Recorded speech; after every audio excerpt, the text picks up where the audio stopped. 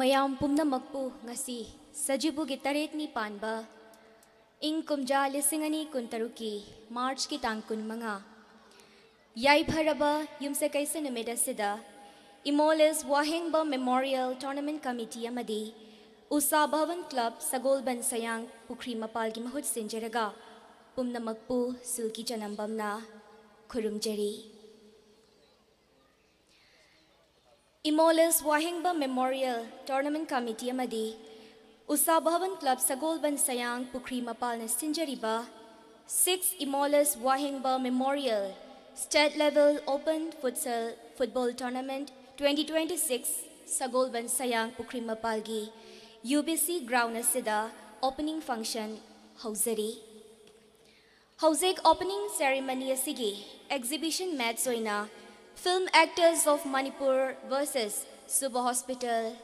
Sanagani Masigidamak Exhibition Match Sanabigadaba Player Singbu Ground Asida Lingthokpiraknaba Nolukna Hangachari।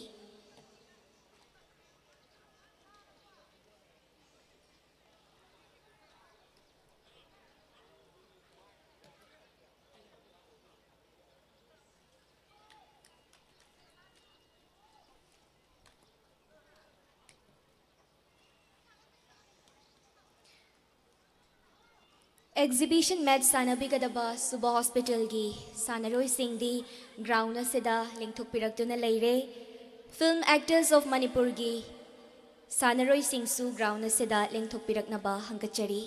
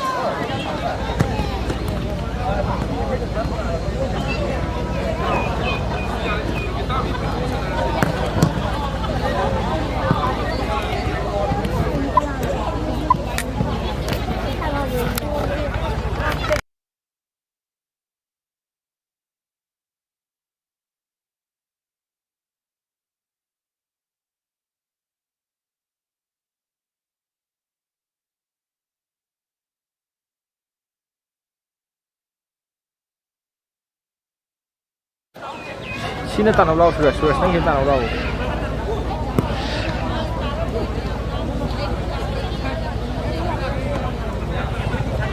Hậu đuổi, ni mẹ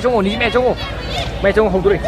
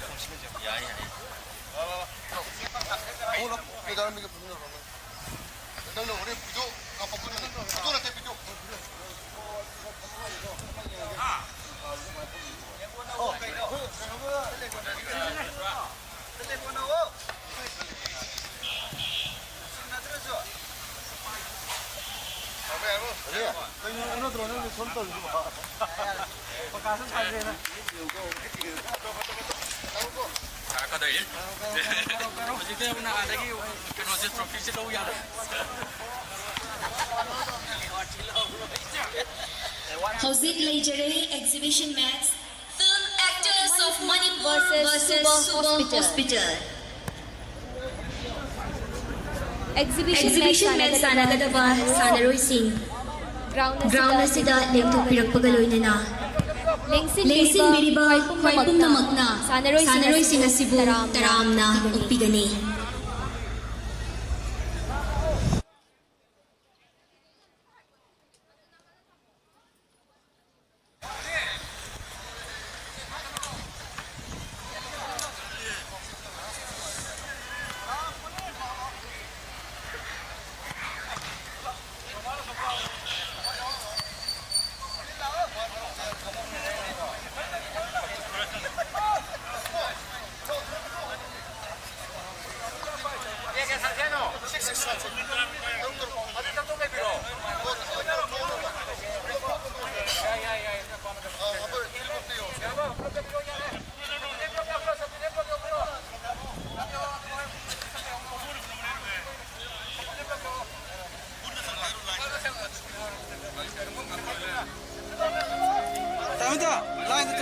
Line.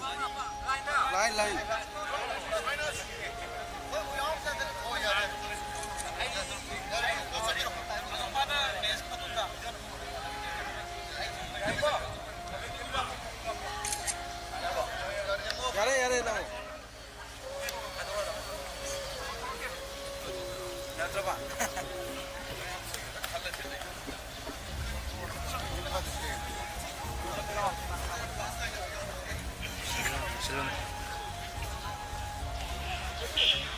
Sanaroi Singh na exhibition match sigidamagta Michael Makanam na ground na lingsin na laybire.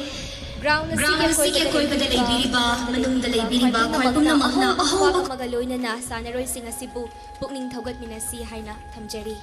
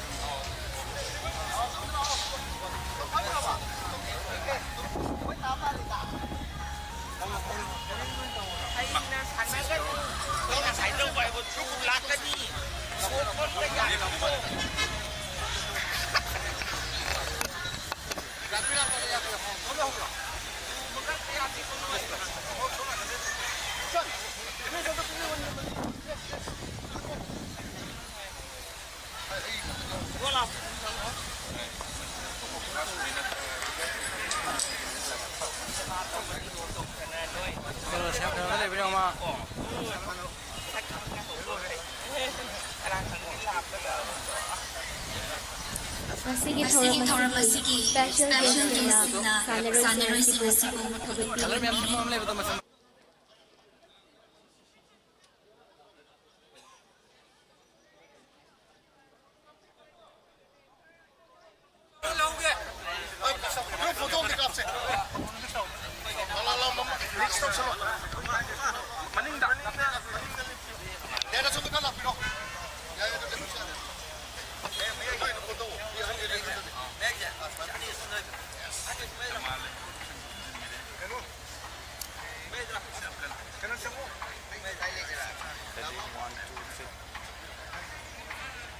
Cái đây đi.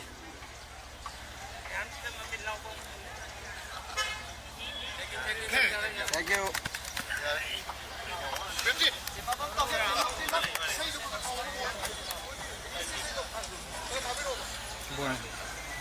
Buồn như thế thà kì nhau.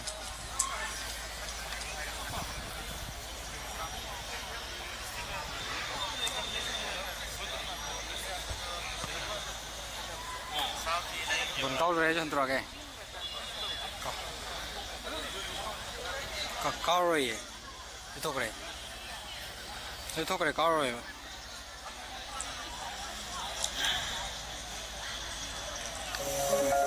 Manipur yai sanaroi singna yai. Hojik mayam punna miyeng taminasi exhibition match film actors of Manipur versus Suba Hospital.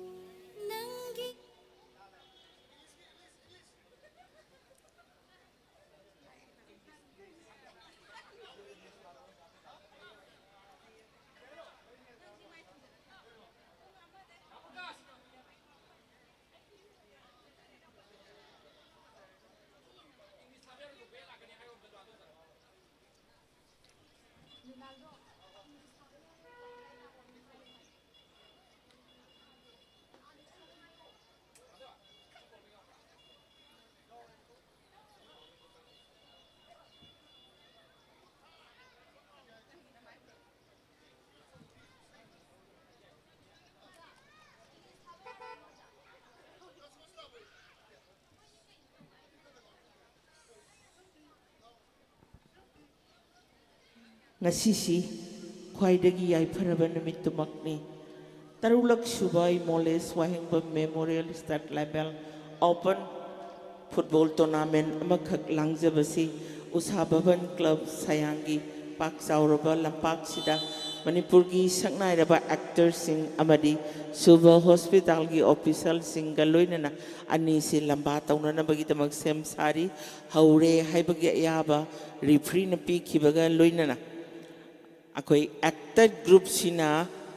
makharom da kaugadaba aduga Suba hostal gi group sina awanglom da kaugadaba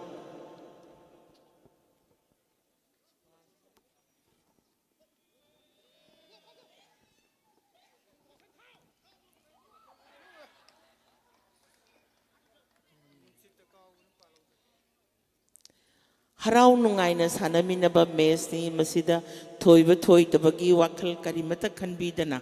aikoi si sanaroini haksang phana lairi haibagi wakhal londu da punna aikoi si sanamina si haibagi wakhal londu thamjage thoidaba yade haibagi hekta pangal thauna utlagasu mana phangadabadi natte ngasigi meseduna yaragadi sok apan yaudana aikoi se punna ꯅꯨꯡꯉꯥꯏꯕ ꯃꯔꯨꯞ ꯃꯄꯥꯡ ꯑꯣꯏꯕ friendly ꯃꯦꯠꯆꯅꯤ ꯍꯥꯏꯅ ꯃꯌꯥꯝꯗ ꯊꯝꯖꯒꯦ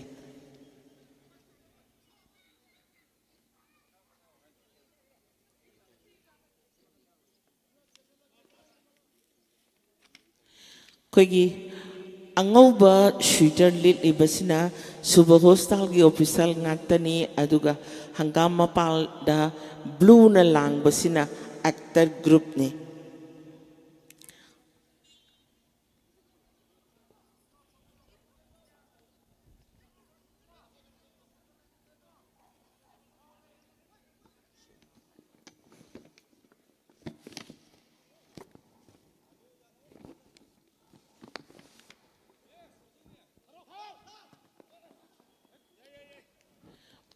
goal ꯄꯣꯁ ꯃꯅꯨꯡꯗ ꯂꯪꯁꯤꯟꯕꯤꯅꯅꯕ ꯀꯥꯎꯕꯤꯌꯨ ꯕꯣꯟꯗꯨ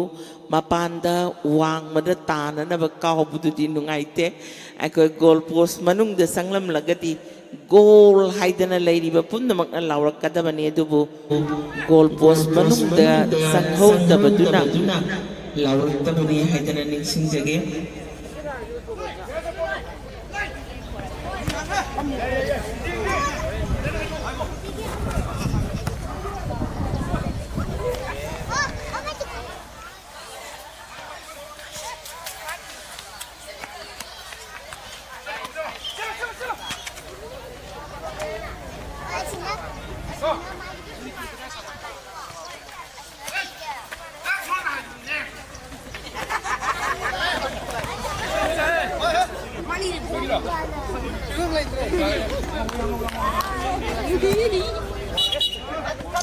ꯑꯅꯛꯄ ꯑꯔꯥꯞꯄꯗ ꯂꯩꯕꯤꯔꯤꯕ ꯌꯨꯝꯗ ꯂꯩꯕꯤꯔꯤꯕ ꯏꯆꯤꯜ ꯏꯅꯥꯎꯁꯤꯡꯅ ꯌꯥꯔꯒꯗꯤ ꯑꯩꯈꯣꯏꯒꯤ ꯏꯔꯝꯗꯝꯁꯤꯒꯤꯗꯃꯛꯇꯅꯤ ꯍꯥꯏꯗꯅ ꯁꯥꯟꯅꯔꯣꯏꯕꯨ ꯊꯋꯥꯏ ꯍꯥꯞꯄꯤꯔꯝꯕ ꯏꯔꯝꯗꯝꯁꯤꯒꯤ ꯁꯛꯅꯥꯏꯔꯕ శ్రీ ꯋꯥꯍꯦꯡꯕꯝ ꯏꯃꯣ ꯍꯧꯖꯤꯛꯅ Imoles Wahengbam memorial state level open futsal football tournament ꯍꯥꯏꯔꯒ ꯃꯤꯡꯊꯣꯟꯖꯗꯨꯅ ꯍꯟꯗꯛꯀꯤ ꯆꯍꯤꯁꯤꯅ 6ꯔꯛ ꯁꯨꯕ ꯑꯣꯏꯅ 2023ꯒꯤ ꯑꯣꯏꯕ ꯍꯧꯔꯦ ꯍꯥꯏꯕꯒꯤ ꯑꯌꯥꯕ ꯂꯧꯈꯤꯕꯒ ꯂꯣꯏꯅꯅ ꯃꯌꯥꯝ ꯄꯨꯝꯅꯃꯛꯁꯤ ꯇꯤꯟꯕ ꯍꯧꯔꯦ ꯑꯗꯨꯅ ꯑꯅꯛꯄ ꯑꯔꯥꯞꯄꯗ ꯂꯩꯕꯤꯔꯤꯕ ꯈꯨꯗꯤꯡꯃꯛꯅ ꯁꯥꯟꯅꯔꯣꯏꯁꯤꯡꯕꯨ ꯑꯃꯗꯤ ꯂꯝꯗꯝꯁꯤꯒꯤ ꯑꯩꯈꯣꯏꯒꯤ ꯂꯥꯏꯑꯣꯏꯈ꯭ꯔꯕ ꯏꯕꯨꯡ ꯏꯄ꯭ꯋꯥꯁꯤꯡꯕꯨ ꯂꯩꯈꯤꯗꯕꯒꯤ ꯃꯤꯡꯗ ꯀꯠꯆꯔꯤꯕ ꯐꯨꯠꯕꯣꯜ ꯇꯣꯔꯅꯥꯃꯦꯟꯁꯤꯕꯨ ꯃꯤꯠꯌꯦꯡ ꯇꯥꯕꯤꯌꯨ ꯍꯥꯏꯗꯨꯅ ꯁꯤꯟꯖ ꯂꯥꯡꯖꯔꯤꯕꯒꯤ ꯃꯥꯏꯀꯩꯗꯒꯤ ꯄꯨꯝꯅꯃꯛꯇ ꯅꯤꯡꯁꯤꯡꯖꯔꯤ ꯍꯩꯅꯔꯨꯕ ꯍꯧꯅꯔꯨꯕ ꯇꯧꯗꯅ ꯏꯔꯩ ꯀꯥꯏꯗ ꯇꯧꯕ ꯊꯕꯛ ꯊꯧꯔꯝ ꯑꯃꯗ ꯉꯥꯏꯍꯥꯛꯇꯪ ꯑꯣꯏꯔꯕꯁꯨ ꯁꯔꯨꯛ ꯌꯥꯕꯤꯕ ꯍꯥꯏꯕꯁꯤꯅ ꯂꯩꯕꯥꯛꯀꯤꯗꯃꯛꯇ ꯈꯜꯂꯕꯅꯤ ꯍꯥꯏꯗꯅ ꯅꯤꯡꯁꯤꯡꯖꯒꯦ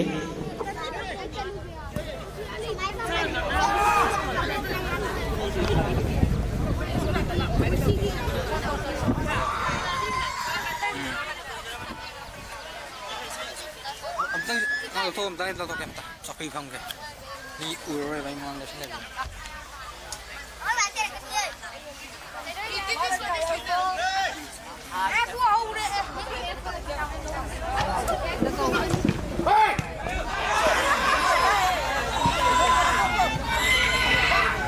ꯅꯥꯀꯟꯗ ꯊꯥꯔꯤꯕ ꯕꯥꯔꯁꯤ ꯌꯧꯅꯅꯕ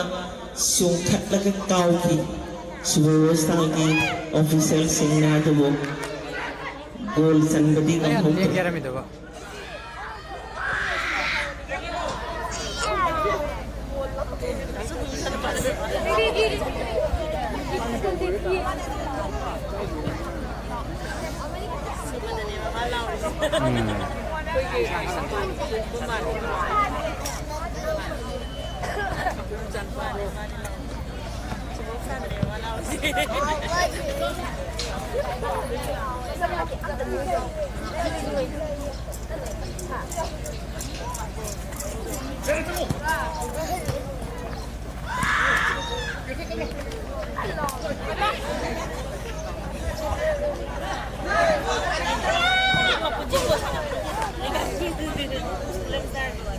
ꯒꯣꯜ ꯆꯟꯕ ꯌꯥꯕ ꯇꯥꯟꯖꯥꯅꯤ ꯑꯗꯨꯕꯨ ꯒꯣꯜ ꯄꯣꯁꯁꯦ ꯄꯩꯔꯒ ꯂꯩꯔꯝꯕꯗꯨꯅꯅꯤ ꯋꯥꯔꯧꯕꯤꯔꯣꯏ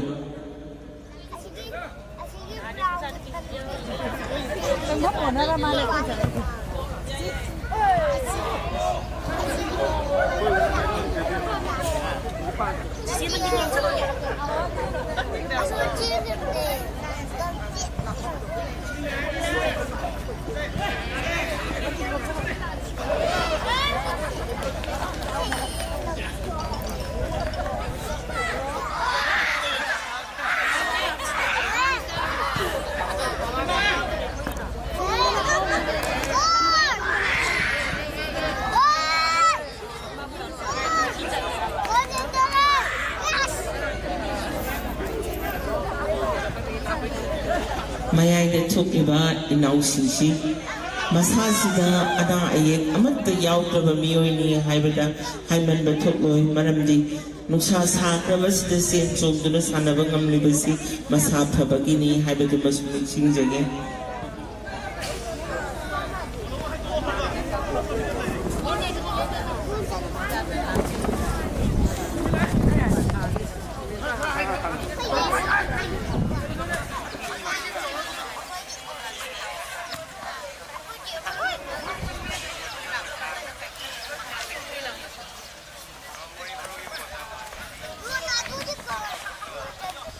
ꯃꯃꯥꯡꯉꯩꯗꯗꯤ ꯑꯆꯧ ꯑꯆꯧꯕ ꯂꯝꯄꯥꯛꯇ ꯏꯅꯤꯡ ꯇꯝꯅ ꯀꯥꯎꯔꯒ ꯀꯌꯥꯝ ꯆꯥꯎꯕꯅꯣ ꯈꯪꯗꯅ ꯄꯪꯁꯥꯟꯗ ꯁꯥꯟꯅꯔꯝꯕꯅꯤ ꯍꯧꯖꯤꯛꯇꯤ ꯃꯤ ꯃꯁꯤꯡ ꯀꯛꯅ ꯑꯩꯈꯣꯏꯒꯤ ꯂꯝꯄꯥꯛꯀꯤ ꯃꯇꯨꯡ ꯏꯟꯅ ꯁꯥꯟꯅꯔꯛꯂꯕꯅꯤꯅ ꯅꯨꯄꯥ ꯊꯣꯛꯅ ꯀꯥꯎꯖꯕꯁꯨ ꯉꯝꯖꯗ꯭ꯔꯦ ꯑꯐꯥ ꯑꯄꯨꯟꯅꯔꯦ ꯍꯥꯏꯕꯗ ꯍꯥꯏꯃꯟꯕ ꯊꯣꯛꯂꯣꯏ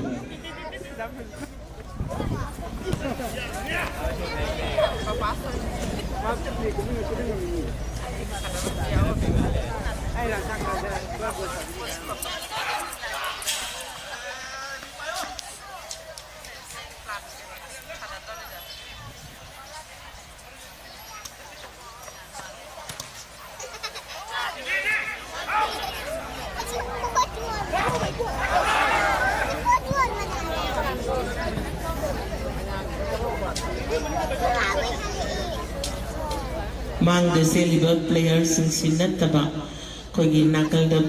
ꯐꯝꯂꯤꯕ ꯑꯍꯜ ꯂꯃꯟꯁꯤꯡꯁꯦ ꯃꯃꯥꯡꯉꯩꯒꯤ ꯐꯥꯅ ꯄꯨꯅꯕ ꯉꯝꯗꯕ ꯁ꯭ꯄꯣꯔꯠꯁꯃꯦꯟ ꯉꯥꯛꯇꯅꯤ ꯑꯗꯨꯅ ꯅꯈꯣꯏꯅ ꯅꯤꯡꯁꯤꯡꯒꯗꯕ ꯑꯃꯅ ꯑꯩꯈꯣꯏꯅ ꯁꯥꯟꯅꯔꯤꯕꯁꯦ ꯃꯇꯝꯗꯨꯗ ꯅꯤꯡꯁꯤꯡꯂꯒ ꯃꯣꯃꯣꯟ ꯅꯣꯛꯆꯔꯤꯕꯅꯤ ꯑꯗꯨꯅ ꯐꯖꯅ ꯁꯥꯟꯅꯕꯤꯌꯨ ꯃꯈꯣꯏꯒꯤ ꯊꯃꯣꯏꯁꯤꯗ ꯑꯩꯈꯣꯏꯗꯤ ꯀꯥꯎꯔꯛꯈꯤ ꯍꯥꯏꯗꯅ ꯅꯤꯡꯁꯤꯡꯖꯔꯤꯕꯅꯤ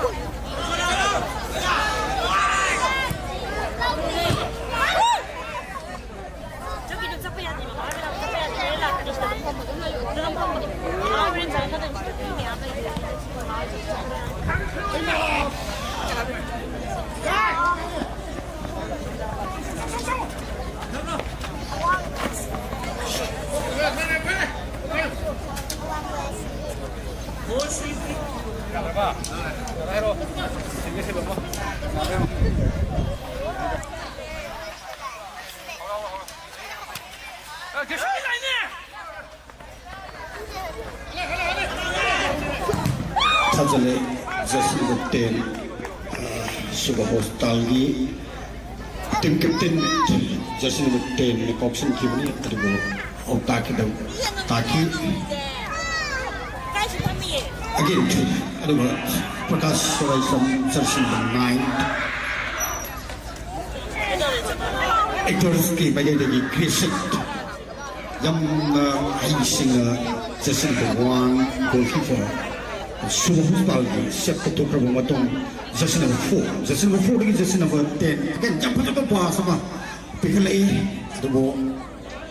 live activity Jesse number 9 Set to Umdana Apuken Manang actors ki Mayadagi Gun through to the Volhori Nadakuma Yamakanda Sepatuna Wanagibane Adu Prakash ball fight na abu ball long na bukona kibani level kibani again hujik ball si Dayananda dagi idol ko kuyi Christian da kirk na bukona kibani level kibani ball out by kibani kuyi out kick kauraga how kibani again Jasinamati dagi hujik abu Nandakumar dagi abu again hanbalai kana अकोगे सानबी लिबा इसी सानबी मुसिंगसे देखे मुने अकोगे सुबह hostel की अकोगे प्रजा की सेवा तोबिलिबा अदुगुम लबा ग्राइनी अकोगे स्टाफ मातने अदुगो नसुगी सानबुस्ते कमांड फील तोबिसे गोल चलों तो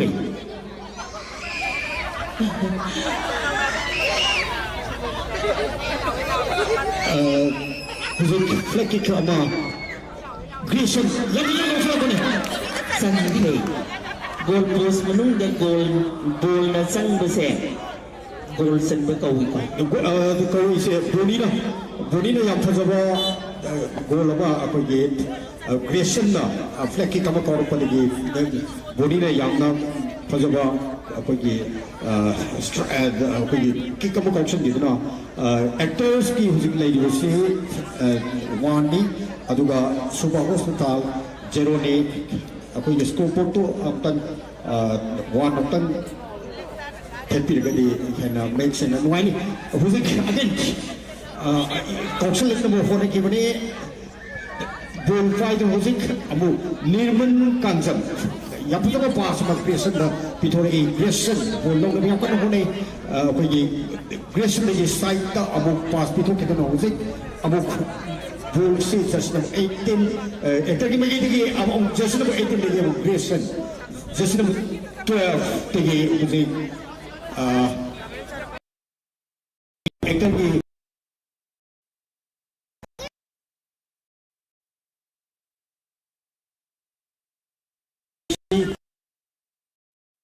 hostel ke magi digi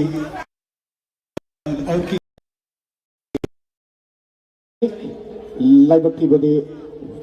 goal mount ki khare khazik hetok tuma sak ke marom poiraga Dayananda ya phajabu pass ama Grayson da pine Grayson direct kick ne direct ko boni na goal ko out ta ke ni thai ai de goalkeeper ji boni no all boy ni mo do huzik flat kick ama huzik amu kauna na bagi siam sari kaun e yam sang na kaun khibani adubo dan lagi bon khulong si phaji si net thai ren yaw dong tong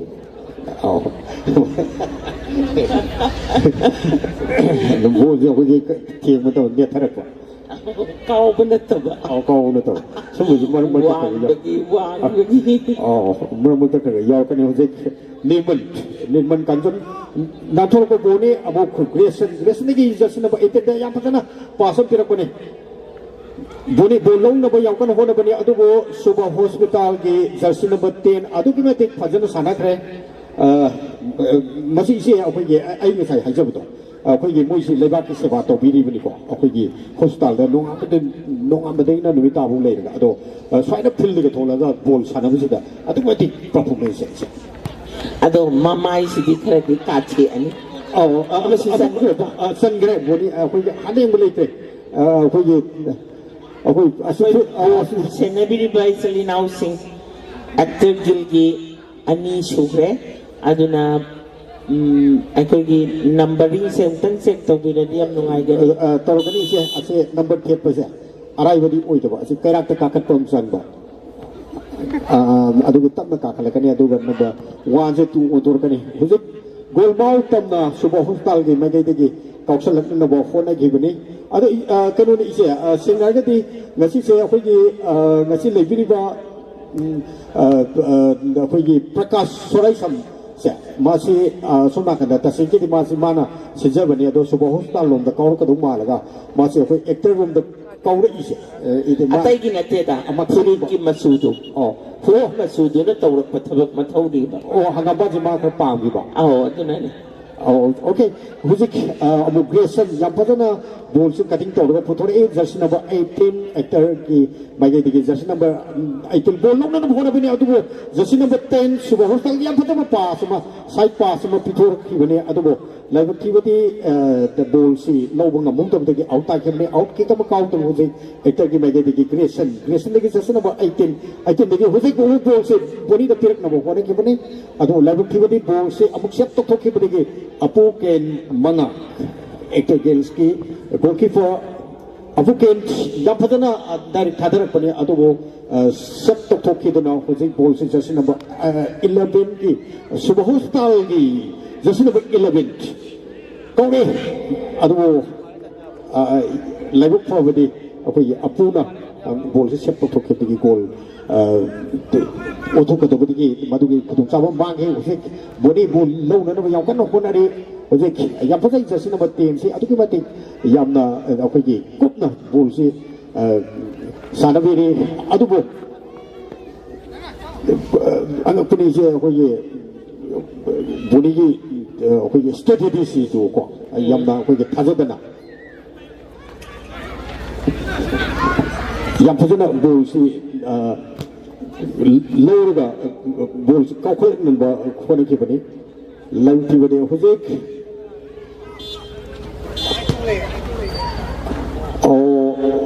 to kano se 8 to da amu kano se Subah Hostal ki se goal 8 ta lai gre asi yar ka ti maya ji 0 se tang lop ko ji 8 to da lai gre aku score pagi ba score bon ki Selinaw singan pensek daw yo bon lep ki daw mali ko ai tu daw le rame atuna daw kai 2 8 le 2-0 da le bane adum tak sek daw biro hujik yam phaja ba set oma to ki dona hujik jersey number 18 actor girls ki mage de Grayson ball cutting to dona ball puthorong na bahone ki bani adu ball Subah Hostal ki mage de akan ball da ball se carry to dona ball se lakolai adu buni da gan pisang guni ya amuk ka sisang re sa yam hai buni se yam hai ma ngasi ahum lok sun hujik ki ma ka option banate mana kara to ma khong thang ka ki ba sisang hau ba masaram do mali tau yai ma 3-0 hujik si 3-0 ni adu yam phaja ba the heading ama pastor ki bane like ki bane out oi ki bane ge hujik amuk flag kick ama pangduna actor girls ki mage de kaun e Nirmal Kanjam bowler ki adu jersey number 10 Subah Hostal ki mage de jersey number 10 de hujik mu khai thok ki ba ball se kausal le yes scoreboard le diri Selinaw sing ko gi Subah Hostal long gi su amuk tang wan tang happy o mamang da ani Subah line de adu di 3-1 hai ro de actors ki mage de 3 adu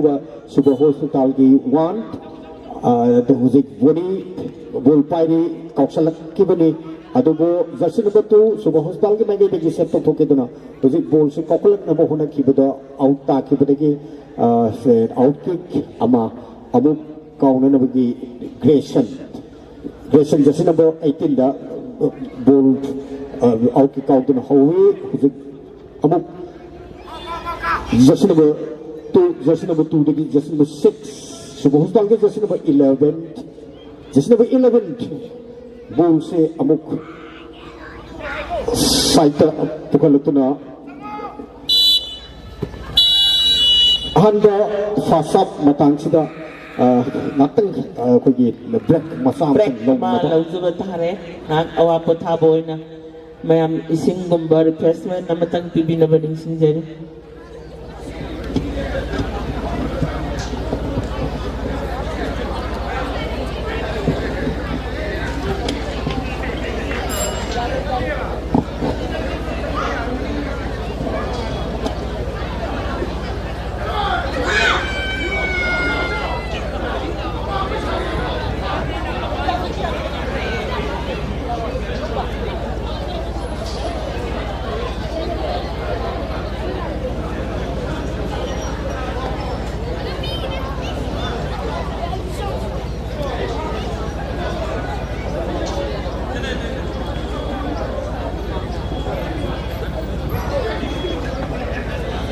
ꯌꯥꯝꯅ ꯆꯥꯎꯊꯣꯛꯆꯅꯤꯡꯉꯥꯏ ꯑꯣꯏꯕ ꯕꯦꯡꯅꯤ ꯁꯥꯔ ꯏꯃꯣ ꯅꯧꯅ ꯍꯧꯒꯠꯂꯛꯂꯤꯕ ꯁꯥꯟꯅꯔꯣꯏꯁꯤꯡ ꯍꯥꯏꯕꯗꯤ ꯊꯣꯛꯂꯛꯂꯤꯕ ꯑꯉꯥꯡ ꯈꯨꯗꯤꯡꯃꯛꯁꯦ ꯃꯁꯥ ꯐꯍꯧꯅꯕ ꯑꯃꯗꯤ ꯃꯌꯥꯝ ꯄꯨꯝꯅꯃꯛꯀ ꯇꯤꯟꯅꯅꯕ ꯋꯥꯔꯤ ꯋꯥꯇꯥꯏ ꯁꯥꯍꯧꯅꯕ ꯑꯃꯒ ꯀꯝꯃꯨꯅꯤꯀꯦꯠ ꯇꯧꯅꯅꯕ ꯑꯉꯥꯡꯁꯤꯡꯕꯨ ꯑꯁꯨꯛꯀꯤ ꯃꯇꯤꯛ ꯂꯨꯅ ꯇꯧꯕꯤꯔꯝꯕ ꯅꯨꯄꯥꯗꯨꯃꯛꯅꯤ ꯍꯥꯏꯕꯁꯦ ꯍꯌꯦꯡ ꯄꯨꯋꯥꯔꯤꯗ ꯌꯥꯎꯍꯧꯔꯒꯗꯕꯅꯤ ꯃꯔꯝꯗꯤ ꯁꯥꯟꯅꯔꯣꯏ ꯃꯌꯥꯝ ꯑꯃ ꯄꯨꯊꯣꯔꯛꯇꯨꯅ ꯂꯝꯄꯥꯛꯁꯤꯗ ꯄꯨꯊꯣꯛꯂꯒ ꯆꯤꯜꯂꯕ ꯃꯇꯝ ꯀꯌꯥꯗꯨꯗꯒꯤ ꯉꯥꯏꯍꯥꯛꯇꯪ ꯑꯣꯏꯔꯕꯁꯨ ꯑꯉꯥꯡ ꯃꯔꯛꯇ ꯊꯣꯛꯄꯤꯔꯛꯇꯅ ꯅꯈꯣꯏ ꯃꯌꯥꯝ ꯁꯥꯟꯅꯍꯧꯈꯣ ꯍꯥꯏꯗꯅ ꯅꯣꯡꯃꯒꯤ ꯔꯨꯇꯤꯟ ꯋꯥꯛ ꯑꯣꯏꯅ ꯇꯧꯕꯤꯔꯝꯕꯗꯨꯅ ꯉꯁꯤꯗꯤ ꯀꯥꯎꯗꯅ ꯃꯥꯒꯤ ꯃꯤꯡꯗ 6ꯂꯛ ꯁꯨꯕ ꯑꯣꯏꯅ ꯑꯩꯈꯣꯏꯒꯤ ꯐꯨꯠꯕꯣꯜ ꯇꯣꯔꯅꯥꯃꯦꯟꯠꯁꯦ ꯂꯥꯡꯖꯔꯤꯕꯅꯤ ꯑꯇꯣꯞꯄ ꯁꯤꯟꯐꯝ ꯀꯌꯥꯗ ꯂꯩꯔꯕꯁꯨ ꯁꯥꯟꯅꯕ ꯍꯛꯆꯥꯡ ꯐꯕ ꯍꯥꯏꯕꯁꯤꯗꯤ ꯂꯦꯡꯗ꯭ꯔꯕ ꯄꯨꯟꯁꯤꯒꯤ ꯏꯔꯟꯅꯤ ꯍꯥꯏꯗꯅ ꯑꯣꯖꯥꯅ ꯇꯝꯕꯤꯔꯝꯕꯗꯨꯃꯛ ꯉꯁꯤꯒꯤ ꯈꯨꯗꯨꯡ ꯏꯟꯗꯨꯅ ꯅꯧꯖꯔꯤꯕ ꯏꯔꯝꯗꯝꯁꯤꯒꯤ ꯂꯣꯏꯅꯅ ꯃꯥꯒꯤ ꯁꯨꯕ ꯍꯣꯁꯄꯤꯇꯥꯜꯒꯤ ꯁ꯭ꯇꯥꯐꯁꯤꯡꯁꯨ ꯀꯥꯎꯗꯅ ꯑꯩꯈꯣꯏꯒꯤ ꯑꯣꯖꯥꯒꯤꯅꯤ ꯈꯜꯂꯒ ꯊꯣꯛꯂꯛꯂꯤ ꯂꯣꯏꯅꯅ ꯃꯌꯥ ꯅꯨꯄꯥ ꯑꯣꯏꯕ ꯑꯩꯈꯣꯏ ꯃꯌꯥꯝꯒꯤ ꯏꯆꯥꯗꯨꯃꯛꯅꯤ ꯄ꯭ꯔꯀꯥꯁ ꯁꯣꯔꯥꯏꯁꯝ ꯑꯦꯛꯇꯔ ꯁꯤꯡꯒꯔꯅꯤ ꯑꯗꯨꯕꯨ ꯁꯥꯟꯅꯕꯁꯤ ꯑꯁꯨꯛꯀꯤ ꯃꯇꯤꯛ ꯄꯥꯝꯕ ꯑꯗꯨꯕꯨ ꯍꯩꯐꯥꯠꯇ꯭ꯔꯁꯨ ꯃꯔꯛꯇ ꯑꯗꯨꯝ ꯌꯥꯎꯕꯗ ꯃꯌꯥꯝ ꯃꯔꯛꯇ ꯃꯃꯤꯡ ꯂꯥꯎꯈꯤꯕꯗ ꯑꯗꯨꯃꯛ ꯍꯔꯥꯎꯖꯕ ꯑꯦꯛꯇꯔꯗꯨꯃꯛꯅꯤ ꯁꯤꯡꯒꯔꯗꯨꯃꯛꯅꯤ ꯕꯣꯟ ꯍꯩꯕ ꯍꯩꯇꯕꯗꯨꯅ ꯇꯣꯉꯥꯜꯂꯒ ꯃꯌꯥꯝ ꯃꯔꯛꯇ ꯇꯤꯟꯖꯕ ꯄꯥꯝꯕ ꯉꯁꯤꯒꯤ ꯑꯣꯏꯅꯗꯤ ꯁꯥꯟꯅꯔꯣꯏꯅꯤ ꯍꯥꯏꯕ ꯇꯥꯏ ꯌꯥꯝꯅ ꯅꯨꯡꯉꯥꯏꯖꯩ ꯌꯥꯝꯅ ꯆꯥꯎꯗ꯭ꯔꯒꯁꯨ ꯂꯝꯄꯥꯛꯁꯤꯗ ꯑꯩꯈꯣꯏ ꯃꯌꯥꯝ ꯄꯨꯟꯃꯤꯟꯅꯕ ꯐꯪꯕꯁꯤꯁꯨ ꯑꯩꯈꯣꯏꯒꯤ ꯁꯥꯔꯗꯨꯅ ꯁꯦꯝꯖꯔꯝꯕ ꯆꯨꯈꯠꯆꯔꯝꯕ ꯃꯩꯔꯥꯗꯨꯃꯛꯅꯤ ꯍꯥꯏꯗꯅ ꯅꯤꯡꯁꯤꯡꯖꯒꯦ ꯂꯣꯏꯅꯅ ꯁ꯭ꯇꯥꯐꯇ ꯂꯩꯔꯤꯕ ꯃꯌꯥꯝ ꯐꯥꯎꯕ ꯑꯣꯖꯥꯒꯤꯗꯃꯛꯇꯅꯤ ꯈꯟꯗꯅ ꯍꯟꯕ ꯂꯩꯇꯅ ꯃꯤꯌꯥꯝꯒꯤ ꯁꯦꯕꯥ ꯄꯨꯝꯅꯃꯛ ꯊꯥꯗꯣꯛꯂꯝꯂꯒ ꯉꯁꯤꯗꯤ ꯂꯝꯄꯥꯛꯁꯤꯗ ꯂꯥꯛꯂꯒ ꯍꯨꯃꯥꯡ ꯇꯥꯅ ꯃꯤꯌꯥꯝꯒꯤ ꯁꯦꯕꯥ ꯇꯧꯔꯤꯕꯅꯤ ꯃꯁꯤꯁꯨ ꯑꯇꯣꯞꯄ ꯊꯕꯛ ꯃꯈꯜ ꯑꯃꯅꯤ ꯍꯥꯏꯕꯗ ꯍꯥꯏꯃꯟꯕ ꯊꯣꯛꯂꯣꯏꯀꯣ ꯁꯨꯕꯥꯁ ꯑꯁꯦꯡꯕꯅꯤ ꯏꯆꯦ ꯃꯁꯤꯒꯤ ꯑꯩꯈꯣꯏꯒꯤ ꯆꯍꯤ ꯑꯃꯒꯤ ꯁꯥꯟꯅꯔꯣꯏꯁꯤꯡꯁꯤ ꯒ꯭ꯔꯥꯎꯟꯁꯤ ꯄꯛꯆꯥꯎꯃꯛ ꯆꯥꯎꯗ꯭ꯔꯒꯁꯨ 5-a-side ꯐꯨꯠꯕꯣꯜ ꯇꯣꯔꯅꯥꯃꯦꯟꯠꯇ ꯑꯁꯨꯝꯅ ꯑꯩꯈꯣꯏꯒꯤ ꯂꯩꯈꯤꯗ꯭ꯔꯕ ꯄꯥꯕꯨꯡ ꯑꯃꯗꯤ ꯏꯆꯥꯅꯨꯄꯥꯒꯤ ꯃꯤꯡꯗ ꯃꯁꯤ ꯊꯑꯣꯏꯅ ꯐꯨꯠꯕꯣꯜ ꯇꯣꯔꯅꯥꯃꯦꯟꯠ ꯑꯃ ꯃꯁꯤ ꯅꯤꯡꯁꯤꯡ ꯈꯨꯗꯝ ꯑꯣꯏꯅ ꯆꯍꯤ ꯈꯨꯗꯤꯡꯒꯤ ꯁꯥꯟꯅꯕꯤꯔꯤꯕꯁꯤ ꯑꯗꯨꯛꯀꯤ ꯃꯇꯤꯛ ꯃꯃꯜ ꯌꯥꯝꯃꯤ ꯍꯥꯏꯖꯅꯤꯡꯉꯤ ꯏꯆꯦ ꯃꯥꯅꯦ ꯍꯥꯏꯕꯗꯤ ꯇꯣꯔꯅꯥꯃꯦꯟ ꯑꯃ ꯍꯥꯏꯕꯁꯦ ꯍꯦꯛꯇ ꯁꯤꯟꯕ ꯌꯥꯕ ꯅꯠꯇꯦ ꯑꯣꯀꯦꯖꯟ ꯑꯃꯗꯁꯨ ꯌꯨꯝꯐꯝ ꯑꯣꯏꯔꯒ ꯂꯥꯡꯖꯔꯤꯕ ꯉꯁꯤꯒꯤ ꯇꯣꯔꯅꯥꯃꯦꯟꯅꯤ ꯍꯥꯏꯖꯒꯦ ꯆꯍꯤ ꯈꯨꯗꯤꯡꯒꯤ ꯂꯦꯞꯇꯅ ꯆꯠꯊꯔꯛꯄꯗꯨꯅ ꯍꯟꯗꯛꯁꯦ 6ꯂꯛ ꯁꯨꯕ ꯑꯣꯏꯔꯕꯅꯤ ꯑꯗꯨꯕꯨ ꯏꯆꯦ ꯍꯟꯗꯛꯀꯤꯁꯤꯒꯤ 6ꯂꯛꯅꯤ ꯑꯗꯨ ꯃꯊꯪꯗꯗꯤ 7ꯂꯛ ꯁꯨꯕ ꯍꯥꯏꯒꯗꯧꯔꯕꯅꯤ ꯑꯗꯨꯅ ꯃꯁꯤꯒꯤꯁꯤ ꯑꯩꯈꯣꯏꯒꯤ ꯂꯥꯛꯆꯔꯤꯕ ꯑꯩꯈꯣꯏ ꯏꯅꯥꯎ ꯄ꯭ꯔꯀꯥꯁ ꯁꯨꯔꯥꯏꯁꯝ ꯑꯩꯈꯣꯏꯒꯤ ꯇꯤꯟꯅꯖꯕ ꯃꯔꯨꯞ ꯑꯃ ꯑꯣꯏꯅ ꯃꯁꯤ ꯆꯍꯤ ꯈꯨꯗꯤꯡꯒꯤ ꯐꯨꯠꯕꯣꯜ ꯇꯣꯔꯅꯥꯃꯦꯟꯠꯁꯤ ꯍꯦꯛ ꯄꯥꯡꯊꯣꯛꯄ ꯍꯧꯔꯛꯄꯗꯒꯤ ꯑꯗꯨꯝ ꯑꯩꯈꯣꯏꯒꯤꯁꯨ ꯑꯗꯨꯝ ꯌꯥꯎꯗꯨꯅꯇ ꯂꯥꯛꯑꯦ ꯑꯗꯨꯒ ꯑꯥꯔꯇꯤꯁ ꯑꯣꯏꯕ ꯃꯌꯥꯝꯁꯤꯁꯨ ꯃꯥꯁꯨ ꯑꯩꯈꯣꯏꯒꯤ ꯑꯄꯨꯟꯕ ꯌꯨꯝ ꯑꯃ ꯑꯣꯏꯕꯅꯤꯅ ꯌꯨꯝꯕꯨꯔꯦꯜꯅꯤꯅ ꯉꯁꯤꯗꯤ ꯃꯥꯒꯤꯗ ꯊꯨꯡꯉꯨꯔꯁꯤ ꯍꯥꯏꯔꯒ ꯑꯩꯈꯣꯏ ꯑꯦꯛꯇꯔꯁꯤꯡꯁꯦ ꯂꯣꯏꯅꯕ ꯂꯥꯛꯏꯕꯅꯤ ꯃꯁꯤꯒꯤꯗꯃꯛꯇꯁꯨ ꯄ꯭ꯔꯀꯥꯁꯀꯤ ꯌꯥꯝꯅ ꯆꯥꯎꯊꯣꯛꯆꯕꯗꯨꯃꯛꯅꯤ ꯍꯥꯏꯖꯒꯦ ꯃꯥꯅ ꯂꯥꯛꯎ ꯍꯥꯏꯗ꯭ꯔꯒꯗꯤ ꯃꯌꯥꯝꯁꯤ ꯕꯣꯟ ꯁꯥꯟꯅꯕꯒꯤꯗꯃꯛꯇ ꯑꯣꯏꯔꯒꯗꯤ ꯂꯥꯛꯑꯝꯗꯕꯁꯨ ꯌꯥꯏ ꯑꯗꯨꯕꯨ ꯄ꯭ꯔꯀꯥꯁꯅ ꯃꯌꯥꯝꯗ ꯕꯥꯇꯣꯟ ꯇꯧꯕ ꯑꯩꯒꯤ ꯁꯤꯒꯨꯝꯕ ꯇꯣꯔꯅꯥꯃꯦꯟꯠꯁꯤꯃꯇꯗꯤ ꯃꯌꯥꯝ ꯄꯨꯝꯅꯃꯛ ꯌꯥꯎꯕꯤꯌꯨ ꯍꯥꯏꯕꯗ ꯍꯧ ꯆꯣꯡꯗꯨꯅ ꯂꯥꯛꯄꯤꯔꯤꯕ ꯑꯦꯛꯇꯔꯁꯤꯡꯕꯨꯁꯨ ꯄ꯭ꯔꯀꯥꯁꯀꯤ ꯑꯃꯗꯤ ꯁꯥꯔꯒꯤ ꯃꯥꯏꯀꯩꯗꯒꯤ ꯊꯥꯒꯠꯄ ꯐꯣꯡꯗꯣꯛꯆꯔꯤ ꯄꯨꯝꯅꯃꯛꯄꯨ ꯍꯥꯏꯕꯗꯤ ꯑꯩꯈꯣꯏꯒꯤ ꯃꯇꯝ ꯂꯩꯕ ꯆꯍꯤ ꯆꯨꯞꯄ ꯁꯨꯔꯣꯟ ꯈꯨꯗꯤꯡꯃꯛꯇ ꯍꯥꯏꯔꯤꯕ ꯐꯨꯠꯕꯣꯜ ꯇꯣꯔꯅꯥꯃꯦꯟꯠ ꯑꯁꯤ ꯃꯥꯏ ꯄꯥꯛꯅ ꯄꯥꯡꯊꯣꯛꯄ ꯉꯝꯅꯕꯒꯤꯗꯃꯛ ꯏꯁꯣꯔꯒꯤ ꯃꯐꯝꯗ ꯍꯥꯏꯕꯗꯤ ꯃꯄꯨꯒꯤ ꯃꯐꯝꯗ ꯊꯧꯅꯤꯖꯒꯦ ꯍꯧꯖꯤꯛ ꯐꯥꯔꯁ ꯍꯥꯐꯀꯤ ꯃꯇꯝ ꯂꯣꯏꯔꯗꯨꯅ ꯍꯧꯖꯤꯛ ꯁꯦꯀꯦꯟ ꯍꯥꯐꯀꯤ ꯑꯃꯨꯛ ꯃꯈꯥ ꯇꯥꯅ ꯁꯥꯟꯅꯅꯕꯒꯤꯗꯃꯛ ꯑꯩꯈꯣꯏꯒꯤ ꯄ꯭ꯂꯦꯌꯔꯁꯤꯡꯁꯤ ꯐꯤꯜꯗ ꯆꯪꯁꯤꯟꯕꯤꯔꯛꯏ ꯃꯄꯥꯒꯤ ꯃꯆꯥ ꯎꯒꯤ ꯎꯍꯩ ꯍꯥꯏꯅꯕ ꯑꯗꯨꯒꯨꯝꯅ ꯁꯥꯔ ꯏꯃꯣꯅ ꯌꯥꯎꯗ꯭ꯔꯒꯁꯨ ꯑꯩꯈꯣꯏꯒꯤ ꯃꯥꯡꯁꯤꯗꯗꯤ ꯁꯥꯔꯁꯦ ꯑꯗꯨꯃꯛ ꯆꯦꯜ ꯆꯣꯡꯉꯤ ꯍꯥꯏꯕꯗꯨꯃꯛ ꯑꯩꯈꯣꯏꯅ ꯑꯗꯨꯝ ꯎꯖꯩ ꯃꯃꯥꯡꯗꯁꯨ ꯍꯥꯟꯅꯅ ꯑꯩꯈꯣꯏꯅ ꯊꯦꯡꯅꯖꯈꯤ ꯑꯗꯨꯕꯨ ꯃꯆꯥꯅꯨꯄꯥ ꯑꯣꯏꯕꯤꯔꯤꯕ ꯃꯌꯥꯝꯒꯤ ꯗꯣꯛꯇꯔ ꯁꯥꯔ ꯏꯟꯗꯤꯕꯣꯔꯅ ꯉꯁꯤ ꯊꯋꯥꯏ ꯌꯥꯎꯅ ꯑꯁꯤꯟꯕ ꯃꯌꯥꯝꯗꯨꯕꯨ ꯀꯥꯏꯊꯣꯛꯄꯤꯔꯒ ꯏꯄꯥꯒꯤꯗꯃꯛꯇꯅꯤ ꯍꯥꯏꯗꯅ ꯁꯤꯒꯨꯝꯕ ꯇꯣꯔꯅꯥꯃꯦꯟ ꯑꯃꯈꯛ ꯂꯥꯡꯉꯛꯄꯁꯤꯃꯛ ꯅꯨꯄꯥ ꯊꯣꯛꯄ ꯊꯕꯛꯅꯤ ꯍꯥꯏꯗꯅ ꯃꯌꯥꯝꯗ ꯈꯨꯠꯁꯤꯟꯅꯖꯒꯤ ꯑꯁꯦꯡꯕꯃꯛꯅꯤ ꯏꯆꯦ ꯃꯁꯤ ꯍꯥꯏꯃꯟꯕ ꯊꯣꯛꯎꯔꯣꯏꯗꯕ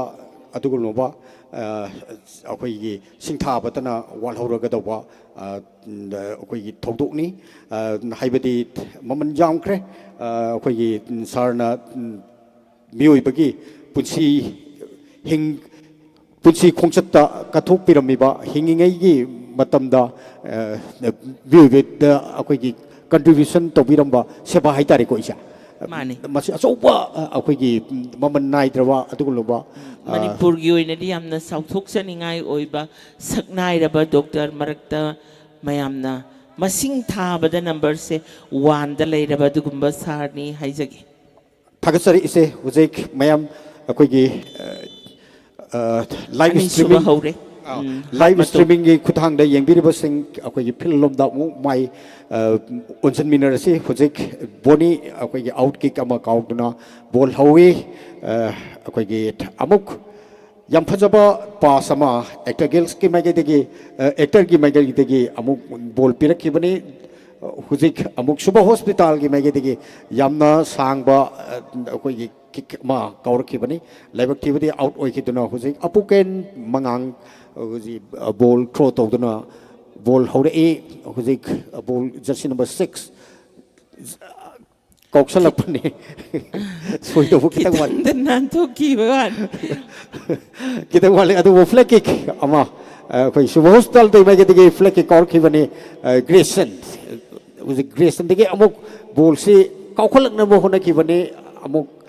आउट ता खिबदगी गोल थ्रो लंगदुना उसे अमुक बॉल से हौरे ई Grayson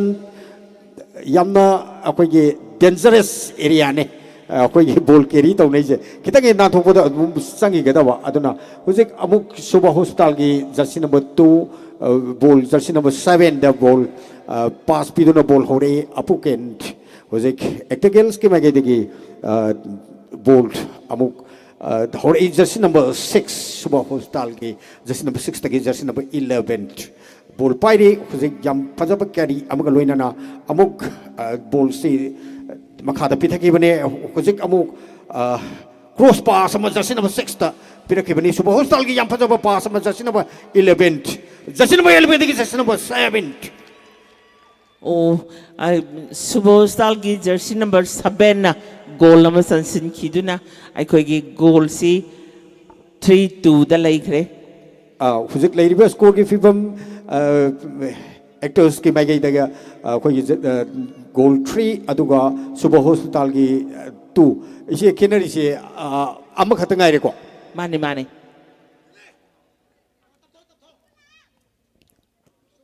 jersey number 7 kauksalakpani adubo boni yam phajaba difference ama tawthoki bidigi amuk ball set amuk referee akogi actor room da hauna ba akogi ball se boni da pithar e boni dagi hujik amuk yam phajaba pass ama hujik nirmal dagi hujik jersey number khazikar tangwal ho Grayson yam phajaba akogi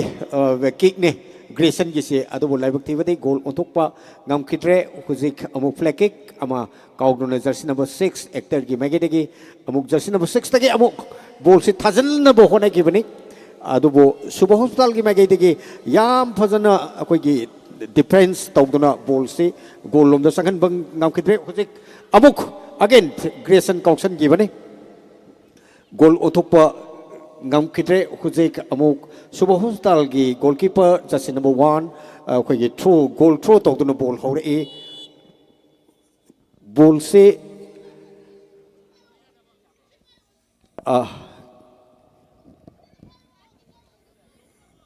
out takibadegi out ki kama boni kauduna hojik Grayson moi ani sangna ijalme okay hojik amuk ꯌꯥꯝꯅ ꯂꯥꯏꯅ ꯂꯥꯏꯅ ꯁꯥꯟꯅꯕꯤꯌꯣ ꯃꯔꯝꯗꯤ ꯌꯥꯝꯅ ꯂꯨꯔꯒꯗꯤ ꯌꯦꯡꯕꯗ ꯌꯥꯝ ꯋꯥꯖꯩ ꯃꯔꯝꯗꯤ ꯁꯣꯛꯄꯟꯕ ꯌꯥꯎꯔꯛꯑꯒꯗꯤ ꯅꯥꯍꯧꯒꯗꯕꯗꯣ ꯏꯁꯥ ꯏꯇꯣꯝꯇꯅꯤ ꯑꯗꯨꯅ ꯌꯥꯔꯒꯗꯤ ꯁꯣꯛꯅ ꯄꯟꯅꯕ ꯌꯥꯎꯗꯅ ꯑꯩꯈꯣꯏꯁꯦ ꯃꯦꯠꯁꯁꯤꯕꯨ ꯁꯥꯟꯅꯕꯤꯌꯨ ꯍꯥꯏꯕꯗꯤ ꯑꯃꯅ ꯁꯦꯕꯥ ꯇꯧꯒꯗꯕꯅꯤ ꯑꯃꯅ ꯅꯣꯡꯉꯥꯜꯒ ꯍꯦꯔꯣ ꯀꯨꯝꯒꯗꯕꯅꯤ ꯑꯗꯨꯅ ꯈꯦꯠꯄ ꯌꯥꯗꯦ ꯇꯨꯕ ꯌꯥꯗꯦ ꯍꯥꯏꯕꯁꯤꯃꯁꯨ ꯊꯝꯖꯒꯦ ꯍꯥꯏꯗꯤ ꯁꯥꯟꯅꯕꯤꯔꯤꯕ ꯑꯩꯈꯣꯏꯒꯤ ꯈꯨꯗꯤꯡꯃꯛ ꯑꯩꯈꯣꯏꯒꯤ ꯄ꯭ꯂꯦꯌꯔ ꯇꯤꯝ ꯑꯅꯤꯃꯛꯁꯤ ꯁꯣꯛꯄ ꯌꯥꯗꯕ ꯑꯗꯨꯒꯨꯝꯂꯕ ꯌꯥꯝꯅ ꯏꯝꯄꯣꯔꯇꯦꯟꯁ ꯄꯥꯔꯁꯟ ꯉꯥꯛꯇ ꯑꯣꯏꯕ ꯑꯗꯨꯅꯅꯤ ꯍꯧꯖꯤꯛ ꯖꯔꯁꯤ ꯅꯝꯕꯔ ꯁꯨꯄꯔ ꯍꯣꯁꯄꯤꯇꯥꯜꯒꯤ ꯃꯥꯏꯀꯩꯗꯒꯤ ꯕꯣꯜꯁꯤ ꯌꯥꯝ ꯁꯥꯡꯅ ꯀꯥꯎꯈꯠꯂꯛꯈꯤꯕꯅꯤ ꯑꯗꯨꯕꯨ ꯍꯧꯖꯤꯛ ꯑꯃꯨꯛ ꯖꯔꯁꯤ ꯅꯝꯕꯔ 18 ꯑꯦꯛꯇꯔꯒꯤ ꯃꯥꯏꯀꯩꯗꯒꯤ ꯖꯔꯁꯤ ꯅꯝꯕꯔ 18 ꯐ꯭ꯂꯦꯛ ꯀꯤꯛ ꯑꯃ ꯐꯪꯗꯨꯅ ꯍꯧꯖꯤꯛ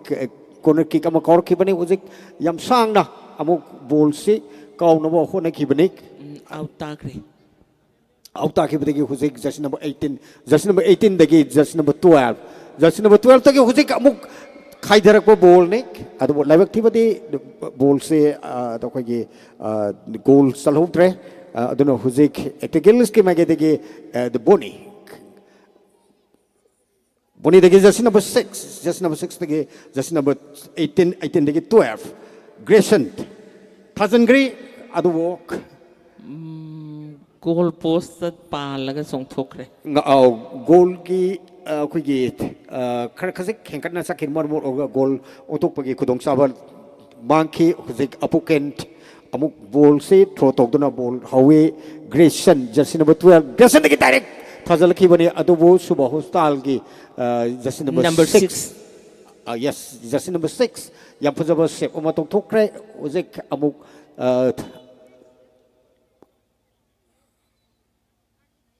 रेफ्री की वजह दिगी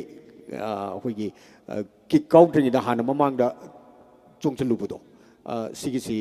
यादबा अदुगी अमुक हन्ना अमुक आउट किक अमुक काउंटर हुई ग्रेसन मखादा बॉल पिथारे जर्सी नंबर 6 तगे अमुक ग्रेसन जर्सी नंबर 12 एक्टर की मैगई दगी अमुक शाना कौशलपने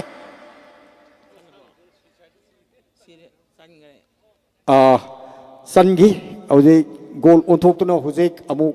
एक्टर्स की माइगैदा लेरिसी 4 अदुगा सुबह हॉस्पिटल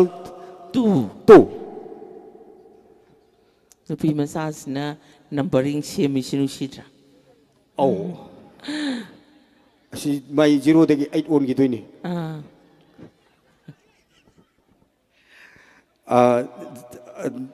4 चुम्मे बे म चुम्मे हजिक लाइव स्कोर की फिल्म 4-2 हजिक अमुक एक्टर की माइकई दगी बॉल से हम सांगना हाइदी गेरी से हम फजाना तौरगा पुखलपने अदुबो लाइव थिबदि हजिक कॉर्नर किक अमा ग्रेसन एक्टर की माइकई दगी कॉर्नर किक अमा कावे बोनी अमुक हेडिंग अमा तोक्सनखिबने अदुबो याम फजना अखोगी कीपरना सब तोक्थोखिबदगी गोल ओतोपगी खुदोंसाबा मांखि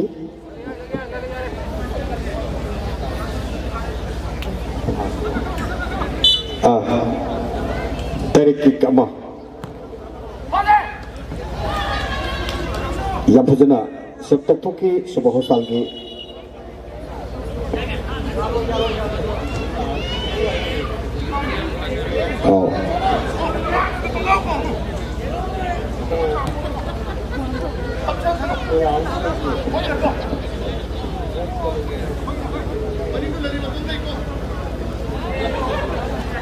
हुजिक थ्रो तौदना बॉल से लगखिबने अदुबो कंट्रोल नमौ तबदगी जर्सी नंबर 2 एक्टर्स की बोनी बॉल हावे ग्रेसन जर्सी नंबर 12 हुजिक अमुक बॉल से आउट ताकिबदगी एक्टर की मैगेदगी आउट किक अमुक काउ खिबने अदुबो याम फजना सुबह हॉस्पिटल की मैगेदगी बॉल से सेट तौरगा काउसलखिबा बॉल ने जर्सी नंबर 6 अदुकी मतिक सापु कन्ना काउर खिबा बॉल ने हुजिक गोल ओंथोपगी खुदोंचाबा मांगदना हुजिक जर्सी नंबर 6 अमुक एक्टर्स की मैगेदगी जर्सी नंबर 6 सुबह हॉस्पिटल की मैगेदगी जर्सी नंबर 6 काउर खिबने अदो आउट ताखिबदगी हुजिक अमुक जर्सी नंबर 6 एक्टर की मैगेदगी हुजिक आउट किक अमा अमुक काउदना बॉल से Jersey dagi hujik jersey number 6 jersey number 6 dagi amuk hujik jersey number 15 Actors ki mai dagi amuk set to thoke bina ball out ta ke hujik amuk Subha Hospital gi jersey number 10 team captain amuk tolotono hujik jersey number 7 the ball se coxing ki bani hujik amuk out ta ki dagi hujik amuk jersey number 15 pitin dagi Grayson dagi hujik jersey number 7 Subha Hospital gi ball si am phajana kakulan no phone ki bani adu ball jersey number 15 again ball se out kick karupa dagi boni dagi haidor kiba ball se amuk Grayson dagi jersey number 18 dagi amuk Grayson da Coxon ki bani labak ki bani ball se kitang nimba ball yang wang na kaung bahai tadi. oh ni mana kau ko si ball se wang satel le tunan Oh. Jadi ball se amuk ko gi goal mau tamna Subha Hospital ki magi dagi Coxon la ki bani out ta ki bani jersey number 18 actors ki magi dagi hujik amuk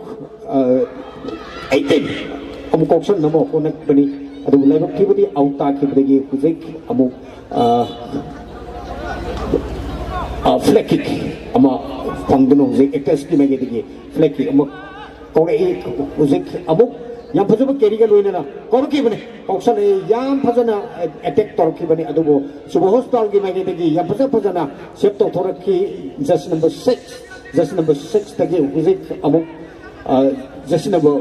15 dagi amuk jersey number 6 actors ki magi dagi hujik akan memunga 6 ani yet khai na bani adu jersey number 10 wonderful Yamna thajadaba mawongda haibatai aduna akogi Subha Hospital ki jersey number 7 says torga hujik amuk jersey number 11 in Oigere hujik lainari ba score ki FIFA actors ki 4 aduga Subha Hospital 3 hujik amuk Grayson jersey number 12 yang pataba fasama back pass pithar ki bani adu labak ki bani outa ki bani hujik Subha Hospital ki magi dagi amuk corner kick ama fangduna corner kick tor ki bani jersey number 6 again Coxon na mohone ki ba ball se amuk actors ki magi dagi sep to ki jersey number 6 dagi jersey number 12 dagi jersey number 18 dagi again ko ye boni sa samulong na mohone ki bani labak ki bani hujik keeper na ball se control to ko fa khe hujik apuken amuk ball hujik se apage fight side ina aduki matik ball se pass way Coxon mane but oi na yena khan de pang kaw de ko bune adu Subha Hospital ki mai de ju pa na phag ri se ko goli se makusiam tien boining ye do bon tharam dai kandadi spring bumba ma yaw bra khande phate ta pha ba jersey number 11 Subha Hospital ki mai de jersey number 11 Coxon le oh managre 4 Hagle raga di masing di sumsum hengalak kini Subha Hospital na amaga sumuk san sindana hujik nari score actor gil 4 amad Subha Hospital official group 4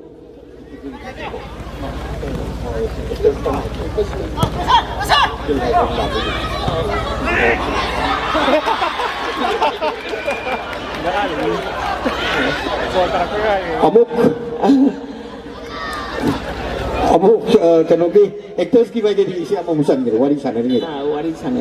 au sedikit tak kupa yam jana te au kau the 5-4 dah lagi kan hujik adu ki matik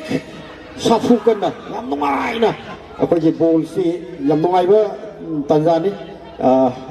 the ball hujik lain dari ba score ki FIFA 5-4 actors 5 adu ba Subha Hospital 4 ni ko hujik ball si jersey number 18 na phangi 18 degi boni ball si dum ngai daga lei bhai tare adu yani adum torokini si apagi Grayson degi hujik jersey number 18 degi again Grayson ball pai cross pass sama amuk Coxon laki bani yam phagaba cross pass ni adu bo labor activity ball ki khongchen se adu ki matik speed लेने council अपन मरो point का गोल फाबगी खुदोंग साब मांगके again हुजिक सुबह hospital के माइगे दिगी अमुक यमना अनुपता जादिरी कोइरे बोनी के तो मेरी से ग्रेसन दिगी हुजिक जैसे ना वो 18 थाजले अमुक गोल हासंगरे एक्टर्स की हुजिक लेडी से 6 ले रहे अदुवा सुबह हॉस्पिटल 4 जैसे ना वो टीम कैप्टन सुबह हॉस्पिटल के कौशले अदुवा लाइव की बदे कोई कॉर्नर किक फ्लैग किक कमा फंगदना हुजिक अमुक कॉर्नर किक काउंटर बगे जैसे ना वो 10 सुबह हॉस्पिटल के अमुक कौशल की बने अदुवा हेडिंग तौर लो न होने की बने आउट की बने के हुजिक अमुक आउट किक अमुक काउंटर बॉल अमुक होरे एक्टर्स गिल की मैगे दिगी बॉल से फार का कॉल की बने लाइव की बने आउट की बने के हुजिक सुबह हॉस्पिटल के जैसे नंबर 9 आउट किक अमुक काउंटर जैसे number 10 again huzik actors wrong image the just number 6 ball amuk horake huzik amuk machidi se mongom de nanu na thokra de dong ball sangi na thokra di sangi oh na thokra de dong na thokra di goal post sangya de oh masu jo masu aru gom just number 6 take so just number 10 ya bhaja ba was me adu apu Apu Kent ball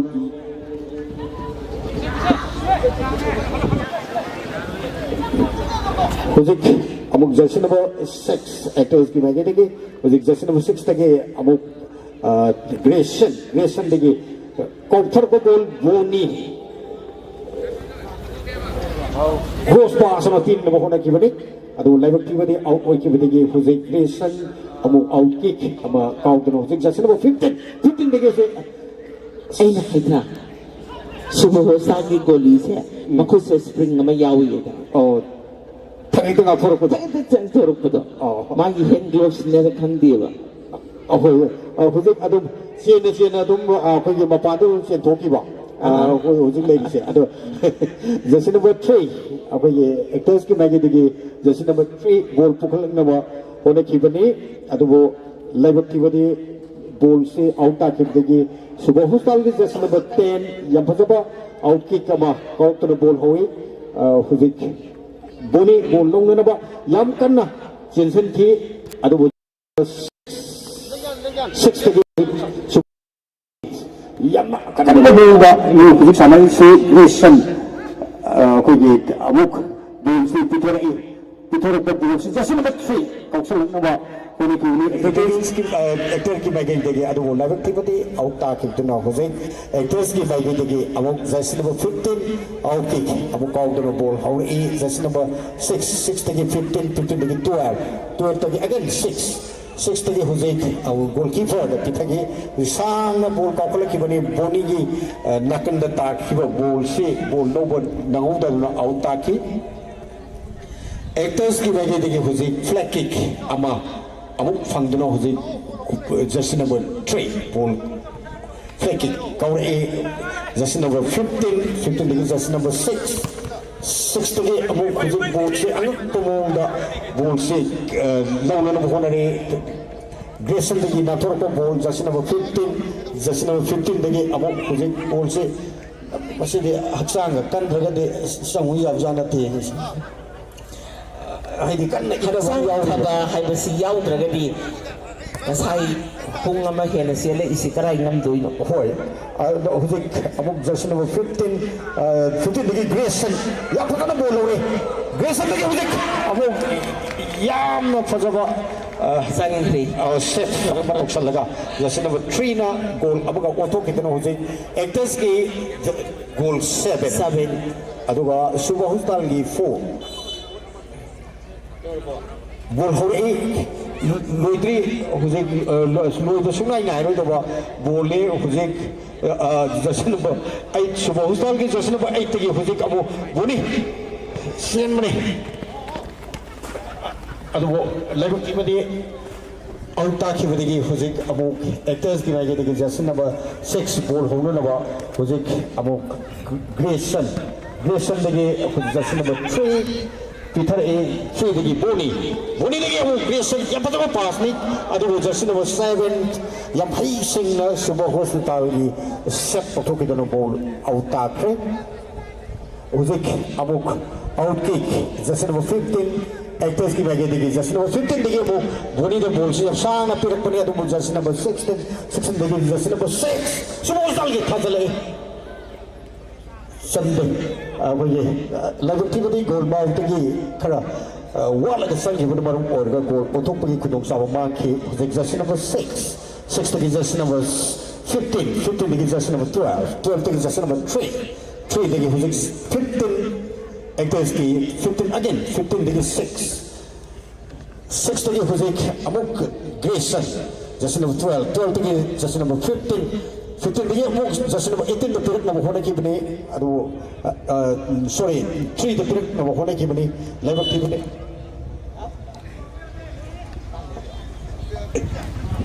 जैसे number 11 कोई सुबह hospital की कोई आउटकिक ama kau dan hore just number 8 yang punya cross pass sama pira kibani adu Grayson yang punya ball se sepak thok da khusus just number 7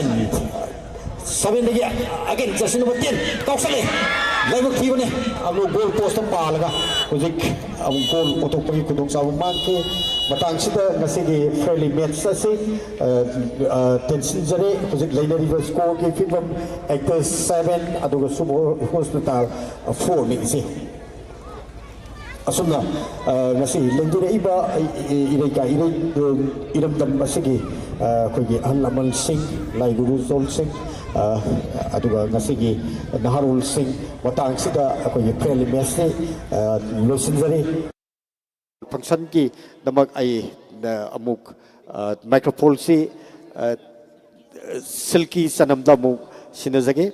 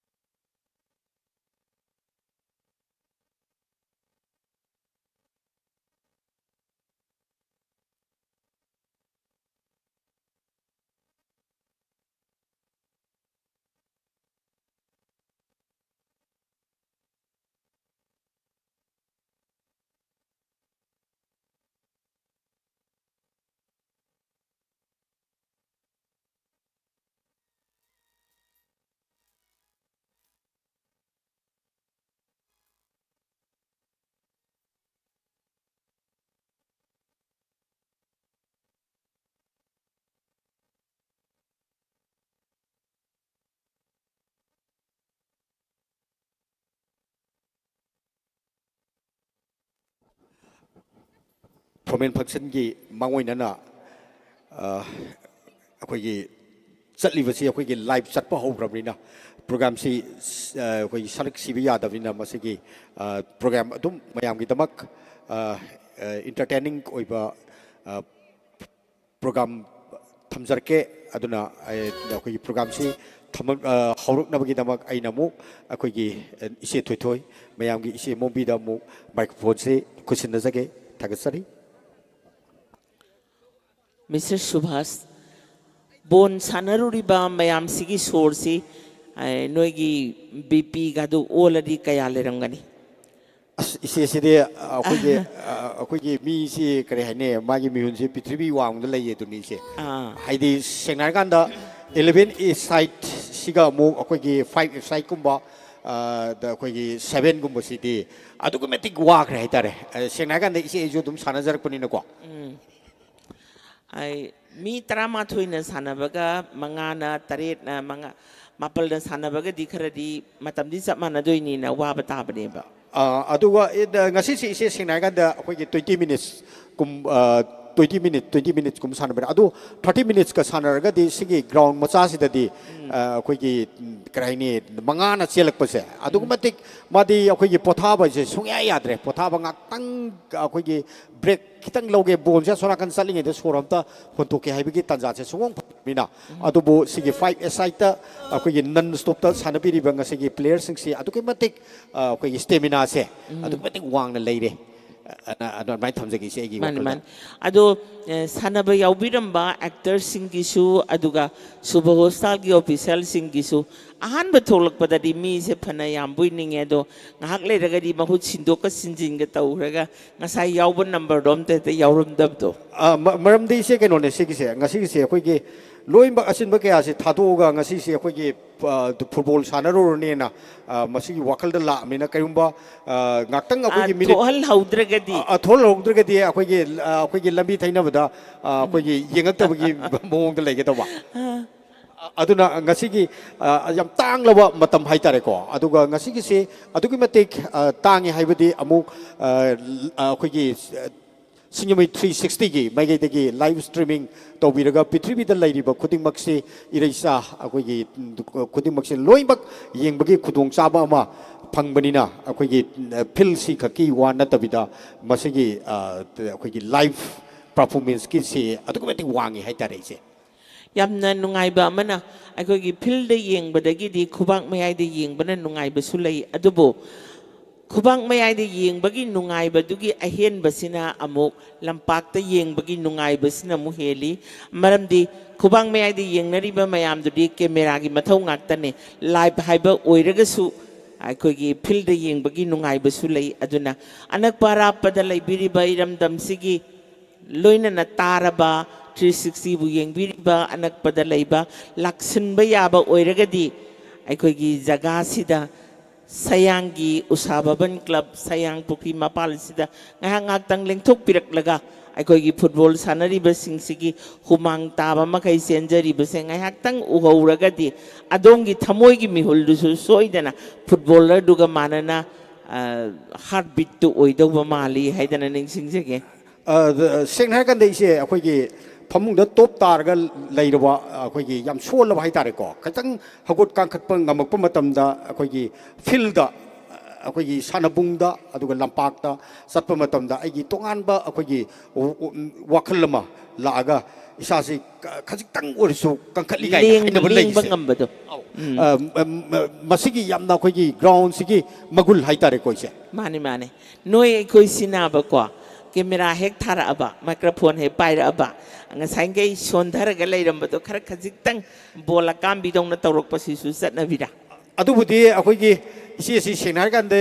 hujik si akoi gi sarkar gi karmachari mu oibagi huji potha biri ni potha de gi matam amada akoi gi keri launa akoi gi kanna phawgalai phawba matam de ai mate movie ongkhalai matam da isi gi program si adu kai matik jam kre aduna ekta isai saifam si yargadi nomda manga lawe dugi hek adudagi khawbani adubo isi gi haksang gi phibam adigi office ki thab wana suzarorga wana potha jaba matam du da microphone le pai ri se koi gi pura ibai gi pho ko ri ni kai do bola kam bidong na isa se fresh hoi thorak ko do wabadu loi kokhi bai wane aduna ngasi sanaroi singsina bol sanani haibada sak soidana ngalamdong male hoi se ado hujik se isi lupa gi hujik wari su mayam da dum yamna nungaina thaminari aduga sigi khoi gi muk makha tarak program si khoi gi inau jiboni sharma gi presentation nama amuk lae khoi gi masi isina haipatang khoi gi ikwa si kokthok piraga track ready leire aduna khoi gi live performance ni pipi ke tori se segi bungoi duning thau saning sabang samnadraba sordo tilang amuktang yotharaga pak sauraba lampak mayai sida laktuna momon noktuna tilliba mayam sida nakhut amuktang hairao awaba pumna makok prayenge ngasai makai di bon sanabadadi phanakan na sien kimni hojik thoglakpadi karino ninga si tik thora ida adubo isay oy na hek makhol ama hek tar aba akhoi na ngasai haina badumaina magi thamoi gi mihul sisu dang dang chong ai isay se am tang sa ga sang su ya ya roi kalakara ma isay ama khaktang pi ra ba sauraga saktra su tok ke hair kane ba boni ani hai se ahum di soim pi ra da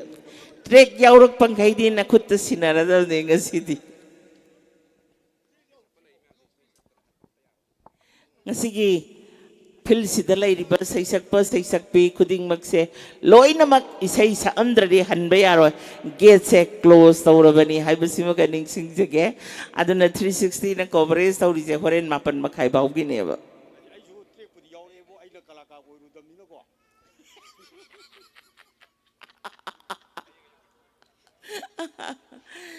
Mamang ay dadi yam sakit ni da ay kuasa ya.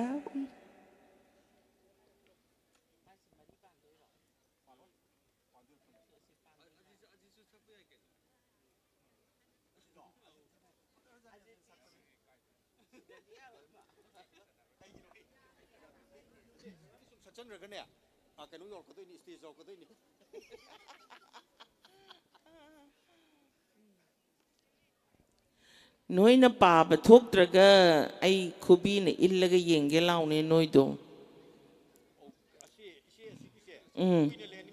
adune haibadi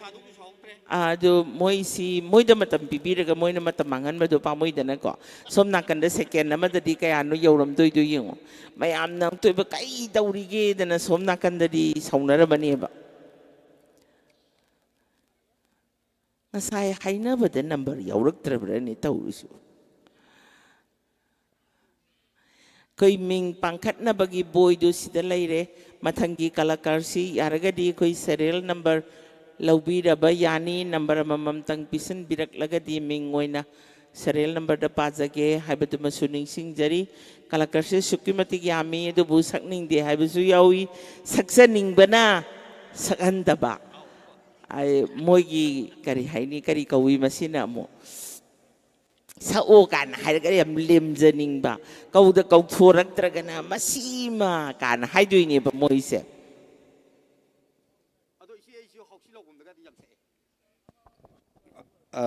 trek to kamai toi phang da bai mong la satellite phang da bai mong la akoi ge prakash ka boni ge to phanati Fanati kuya do si mayam si hozik like niko koi isili naw na kano to bido ise I am okay haibam di ure ado ngasi gi lengbirag iba khudimak si hozik ka koi sinyamai 360 gi live streaming mayam yengbir ba nirman somda Saladra Nirmal Kangjam ise. Nirmal Kangjam Fajaba sakadom tang di yeng hogi ge da khoi bo. Ngasi lakpiri ba khuding mak ngak tang oiraga su aikoi gi pham lang som da phambiraga VIP sing sina lakpa matam da mayam welcome tawduna ai khubak khuduna makoi bu taram no pi bang hak tang yaumina si haibasi thamjage yauksin narakli matam gi oina asin ba puna makai thok piraga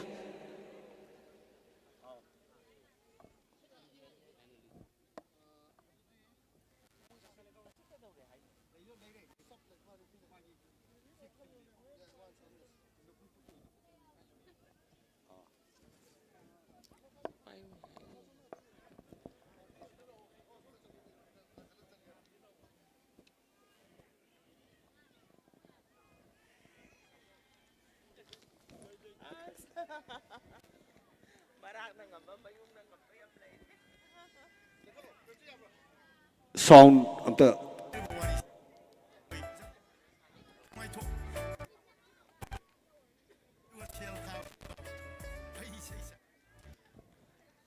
ngasigi asigum laba yamna nungai raba chinglem laba thoram aduga akoi gi nung numit nini humni gi mamang da nong na phutit phuna churumba aduga hangtok raga atiasi irang langna ꯁꯪꯕꯥꯟꯅꯕ ꯑꯇꯤꯌꯥꯅ ꯃꯌꯦꯛ ꯁꯦꯡꯅ ꯂꯩꯔꯛꯄ ꯑꯗꯨꯒ ꯅꯨꯃꯤꯗꯥꯡ ꯋꯥꯏꯔꯝꯒꯤ ꯑꯏꯪꯕ ꯅꯨꯡꯁꯤꯠꯅ ꯌꯩꯔꯛꯄ ꯇꯥꯟꯖꯥꯅꯤ ꯉꯁꯤꯒꯤ ꯋꯦꯗꯔꯁꯤ ꯑꯗꯨꯛꯀꯤ ꯃꯇꯤꯛ ꯀ꯭ꯂꯤꯟ ꯑꯣꯏꯈ꯭ꯔꯦ ꯁꯤꯒ ꯏꯔꯣꯏꯅꯅ ꯍꯧꯖꯤꯛ ꯃꯤꯌꯥꯝꯒꯤ ꯁꯦꯕꯥ ꯇꯧꯖꯔꯤꯕ ꯖꯤ ꯕꯣꯅꯤ ꯁꯔꯃꯗꯒꯤ ꯍꯧꯖꯤꯛ ꯑꯍꯥꯟꯕ ꯏꯁꯩ ꯑꯃ ꯂꯧꯃꯤꯟꯅꯁꯤ. Hello, check. Hello. 타가서리도. 이제 하나 삭박이 플래닝 줄 레이더바. 또 이제 폰 아이폰이 안 팠다바. 마콘 토야 될래. 이게 프라카스 코니 ngahak siamada matam lawre. Hujik sut tamngam di mayai da mutki basu. Ize amakak yamna nauri be sei hai jawatare. Sei aidi am professional loiba sai sakpasu na sateda. Asigi thorom sida saru yaza boina. Sei amakak ko tam sage soya su api gani.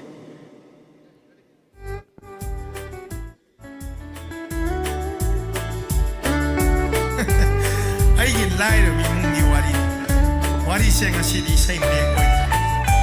ꯑꯩꯒꯤ ꯂꯥꯏꯔꯕ ꯋꯥꯔꯤꯁꯦ ꯇꯥꯔꯒ ꯑꯩꯈꯣꯏ ꯖꯒꯣꯏꯁꯦ ꯅꯨꯡꯉꯥꯏꯊꯣꯛ ꯈꯨꯕꯥꯛ ꯑꯗꯨꯒ ꯁꯦꯜ ꯊꯥꯕꯁꯨ ꯀꯥꯎ. ꯑꯩ ꯏꯁꯩ ꯁꯛꯀꯦ. ꯁꯦꯟꯗꯣꯟꯅ ꯑꯣꯏꯔꯕ ꯑꯩꯒꯤ ꯄꯨꯟꯁꯤ ꯑꯋꯥꯠꯄꯅ ꯄꯦꯛ ꯊꯜꯂꯕ ꯑꯩꯒꯤ ꯏꯃꯨꯡꯅꯤ ꯉꯝꯂꯔꯣꯏ ꯈꯪꯂꯦ ꯍꯧꯒꯠꯄ ꯂꯥꯏꯔꯕꯒꯤ ꯐꯃꯨꯡꯗꯒꯤ ꯅꯟꯗꯨꯅ ꯊꯝꯕꯤꯔꯝꯂꯦ ꯂꯥꯏꯔꯕꯒꯤ ꯐꯩꯖꯨꯞꯅ ꯑꯗꯨꯕꯨ ꯆꯠꯇꯕꯗꯤ ꯌꯥꯗꯦ ꯄꯨꯟꯁꯤ ꯈꯣꯡꯆꯠ ꯍꯤꯡꯗꯕꯗꯤ ꯌꯥꯗꯦ ꯆꯔꯥ ꯍꯦꯜꯂꯁꯨ ꯉꯥꯏꯕ ꯇꯥꯕꯅꯤ ꯄꯨꯟꯁꯤꯅ ꯂꯣꯏꯈꯤꯕ ꯃꯤꯆꯩ kaya tajarabasu karidi upay sendon nang koy na paigi punsini awat pananti thala paigi imungni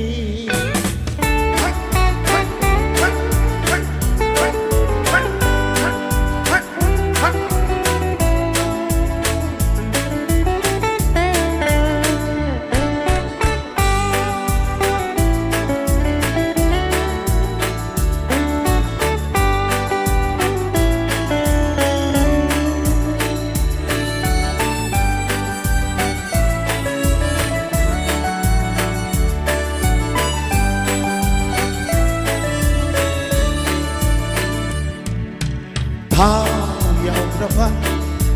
aigi gari singuna puramba thauresu tatkre ngalo oiramba mallapa aigi saisu nongalakpada mayayda tegamde thaba chuna kona re elakmaga chakmaga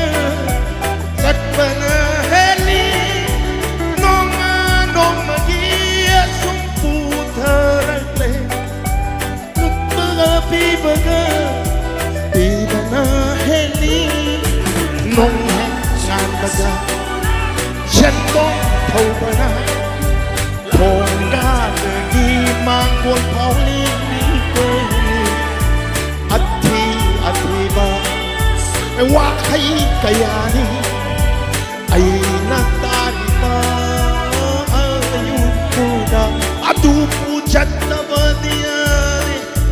punsi kongcha hingdabadiyade jara helachu ngaiba tabani punsi na loikiba mitjay gaya tajarabasu daliti upay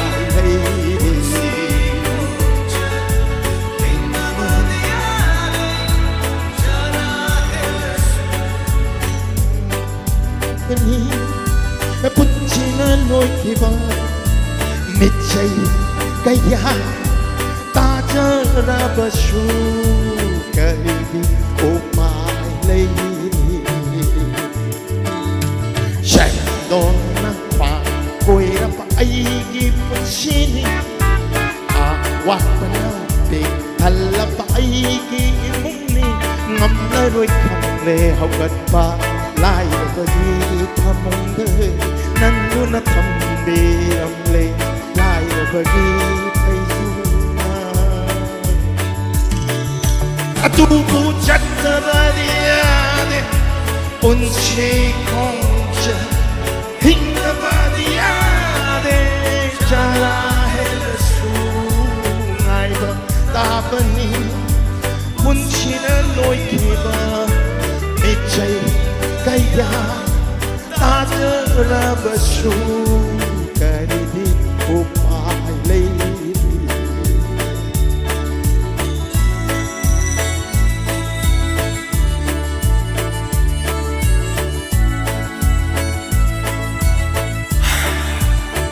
Lairo ba igi wari loisare mayambo lairo ba igi wari tabi byogi dama kunem zari Thalsari Mr. Boni Sharma actor ama oibada awat pa mata yaudaba samada sama sumba perfect oiba nupa matang khan bataradi Mr. Boni Sharma maramdi actor ama oiba tarabadi jagoi su haigadabani sanaba su yaugadabani sai su sakadabani acting su taugadabani haidana ras kayana pullaba khuding maktu agi kwa Boni da kari mata khetok ningai yaudaba actor ama oiramba simak aikhoi manipur da po'ombagi sauthok chabadumak mikup sida ningsing jari agi kwa Boni gi damak ahuba khubaga matang pithok pirakat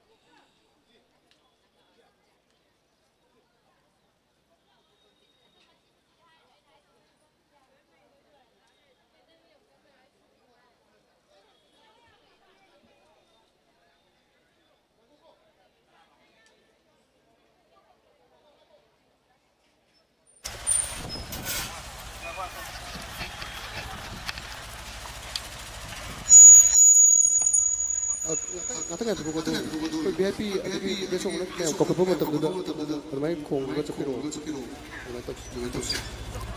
mata kita na ko na sana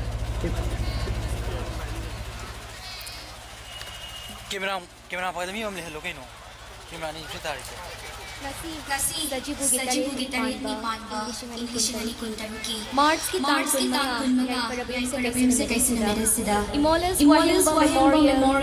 Tournament Committee Amadi, Usabawan Club Sagolban Sayang, Pukrimapal Sinjanaga, Udnamakpu Amukahala, Kurumjali. Imolas Wahengba Memorial Tournament Committee Amadi. Usabawan Club Sagolban Sayang, Pukrimapal Sinjariba, 6 Imolas Wahengba Memorial State Level Open Futsal Football Tournament Lisingani Kuntaruk Sagolban Sayang Pukri Mapalgi UBC Ground asida hudok chubagi thawramni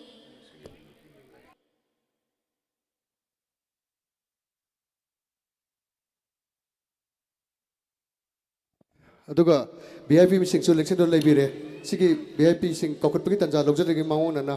कोई सयांग पोखरिम पान लेबिबा नुसिरबा मा सिंग इसे सिंग ना कोई दोल गलोदना अमतक round अमतक चपिनबा thin बा होगट पिरो अकोई इमा सिंग इसे सिंग थादोक सरगे मास पट राउंड अमतक चपिरो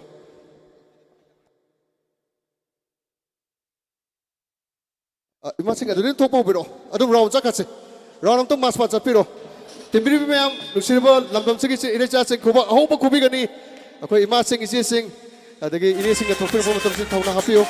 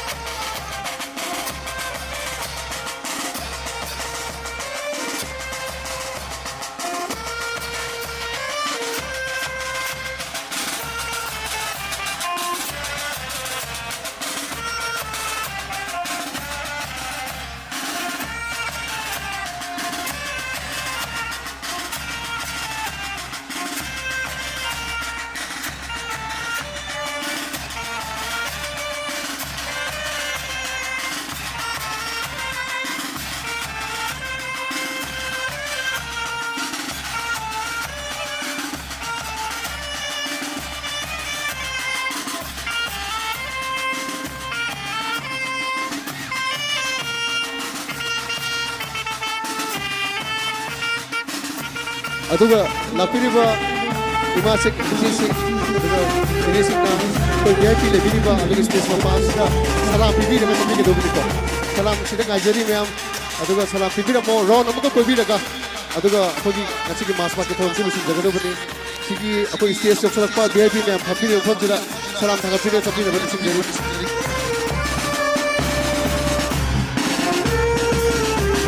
रॉन अमु चकरो वापिनिको अदुगा चकपिरो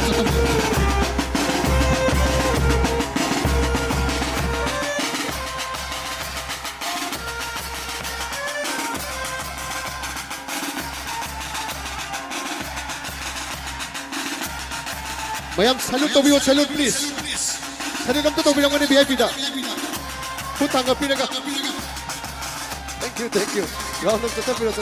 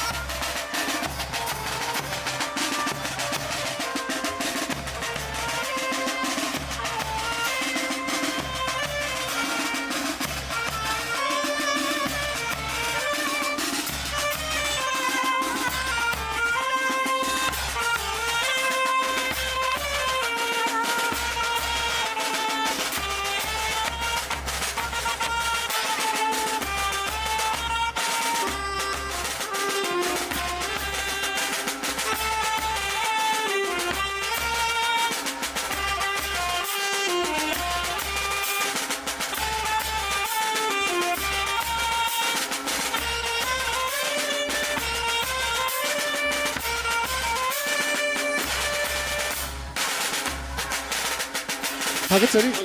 अखोगी नुक्सिरबा इमासिंग इनेसिंग हजिक मयाम सलुट पिरो मतुंदा फोन लांग इलेक्शन दिनबा निसिंजरी अखोई बेन पार्टी सिंग सोम लांग पिरो मगिता इमासिंग इनेसिंग ना सोम ओंग पांग होम लांग इलेक्शन बिरो दुगा मखाता फोन तंजा लगी सर्वेशन की दसिनजरी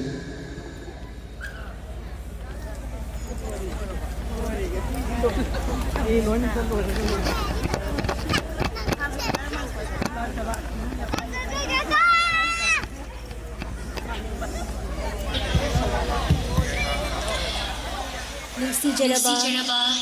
ꯏꯔꯩꯀꯥꯏ ꯑꯁꯤꯒꯤ ꯏꯃꯥ ꯏꯕꯦꯜꯁꯤꯡꯅ ꯃꯥꯔꯆ 5 ꯄꯥꯡꯊꯣꯛꯄꯤꯈꯤꯕꯒ ꯂꯣꯏꯅꯅ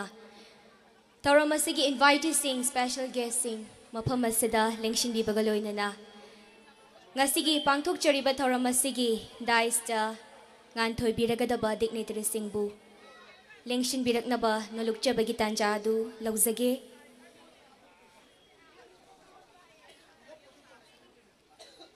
इहान हान बमक्तदा पांथोकचरिबा थौरम असिगी चीफ गेस्ट की फमफम लांगदा nganthoi लेंगशिन बिरकनी काइखुमनजरबा honourable ex MLA Wangkhei assembly constituency sir Okram Henry Singh chief guest की फमफम लांगदा लेंगशिन बिगनी मथंगदा थौरम मपुगी फमफम लांगदा nganthoi कौखचरी काइखुमनजरबा sir Akoijam Ibotombi adviser UBC Sayang मथंगदा गेस्ट ऑफ ऑनर की फमफम लांगदा लेंगसिनबीनबा नोलुक नागचरी काइखुमनजरबा sir Naorem Ratan Meitei social worker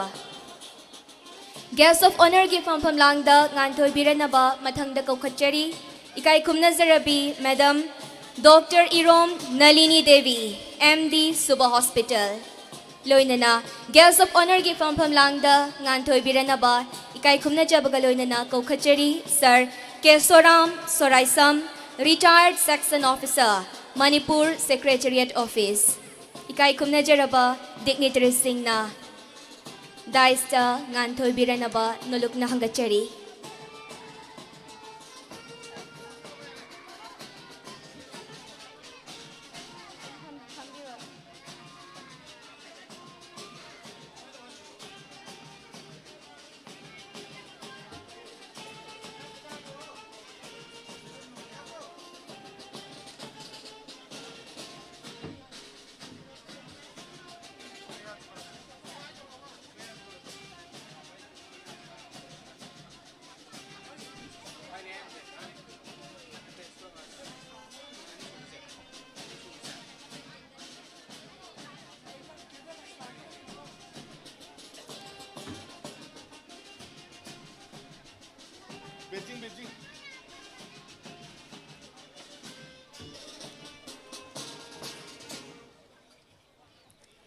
organising committee की माइकैदगी चमलबा लेंग्यान बैच अमदी बुके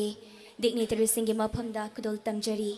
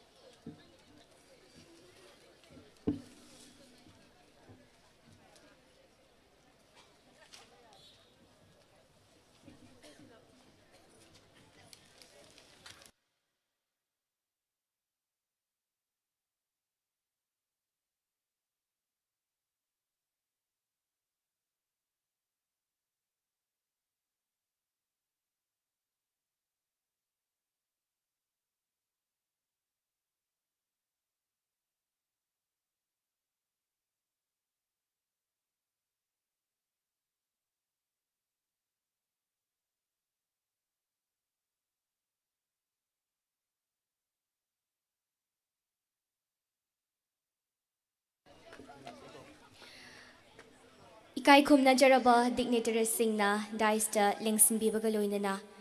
पांथोकचरिबा थौरम मसिबु अशोय अंगाम यावदना मपुंग फाना पांथोकपा ngamnanabagidamakta थौनी जब ओइना मैरा चुखटपिरनबा इकाई खुमनजरबा दिग्नेटरी सिंगी मफमदा नोलुकना हंगचरी थौरम की मैरा से चुखटपिगनी इकाई खुमनजरबा sir Okram Henry Singh honourable ex MLA Wangkhei assembly constituency chief guest of today's function Sir Akoijam Ibotombi, Advisor, UBC Sayang, President of today's function. Loina Naikai Kumnajaraba Ngasigi, Guest of Honor Singh.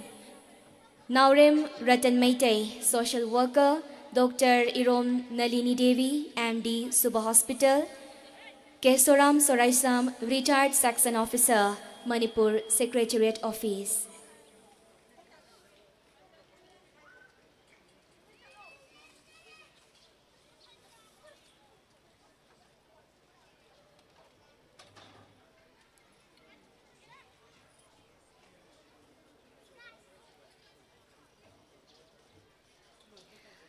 Imolas Wahengba Memorial Tournament Committee Amadi Usa Bhavan Club Sagol Bansayang Pukri Mapal na Sinjariba 6 Imolas Wahengba Memorial State Level Open Futsal Football Tournament Lisingani Kuntarukasi Asoy Angam Yaudana Mai Pak na Pangthok na Bagidamakta Thauram gi Mayra Chukhatpa Loibi Bagaloinana Ikai Kumnajaraba Dignitary Singh na Mangda Lingthok Piduna Maju Taret ki Firalasi Jingkhat Pinaba Noluk na Hangachari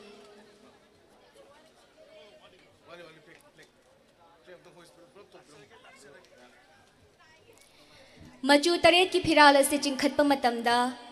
ground असिद तिनबिरिबा अखोय ख्वाइ पुमनमकना लेपखटमिनदुना salute तौमिनसी हाइदुना नलुकना हंगचरी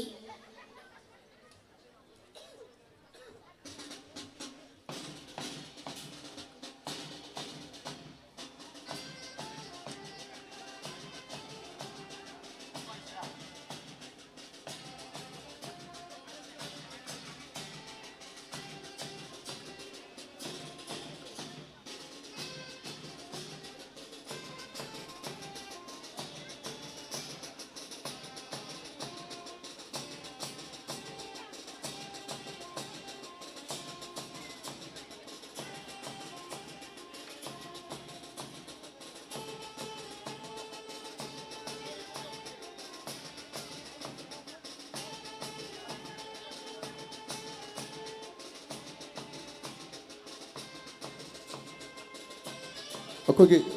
flag hosting तब मतमसिदा लेबिरिबा लमदमसिगा हलमन इमा सिंग इचे सिंगसु मैरा बाबी सिंगसु यावबिनबो निसिंगजरी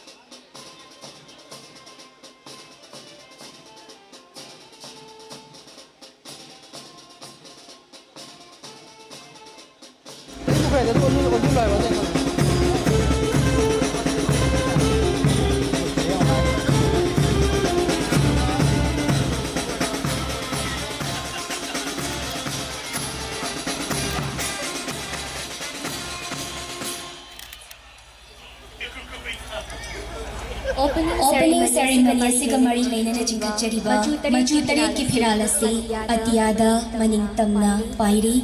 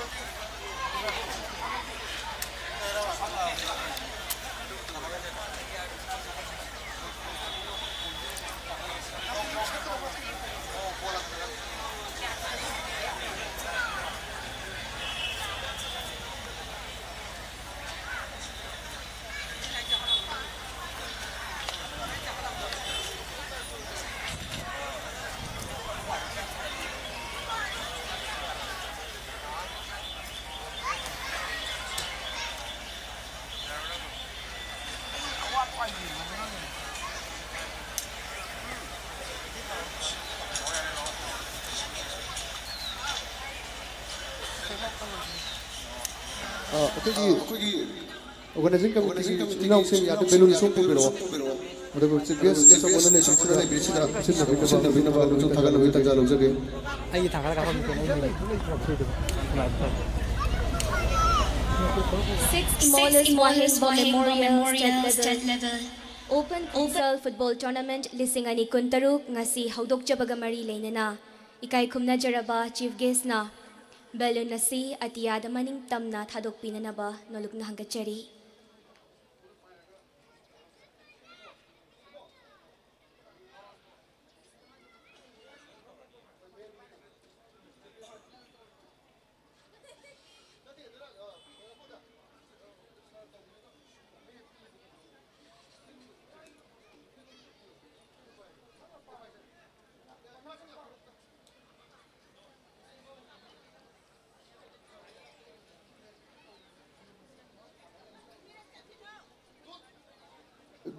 ꯑꯩꯈꯣꯏ ꯗꯣꯜ ꯂꯣꯡꯇ ꯗꯣꯜ ꯑꯃꯨꯛꯇ ꯊꯤꯟ ꯐꯥꯎꯖꯟꯕꯤꯔꯣ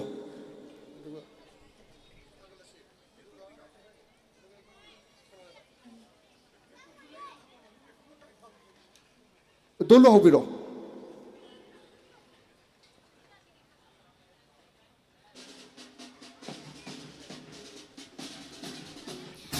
ikai khumnajaraba chief guest ngasigi dignitaries na pangdokjariba opening ceremony asini balloon atiyada maning tamna hadokikre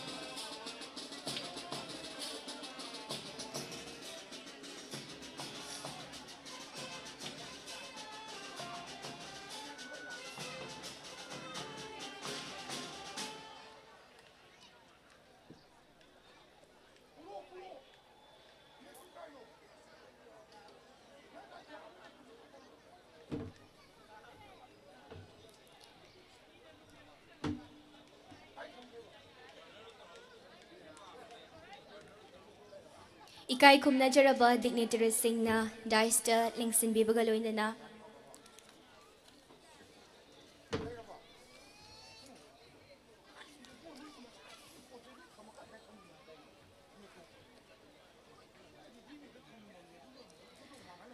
ikai khumnajaraba saknairaba saishakpa aigina oja prakash sorai shamna iramdam manipur gi state song opening song oina mayam gi mafam dangasi khudol tambinaba nolukna hangachari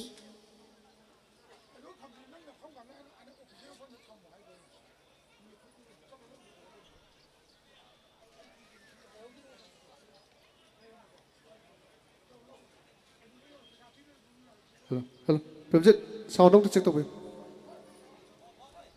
yadiya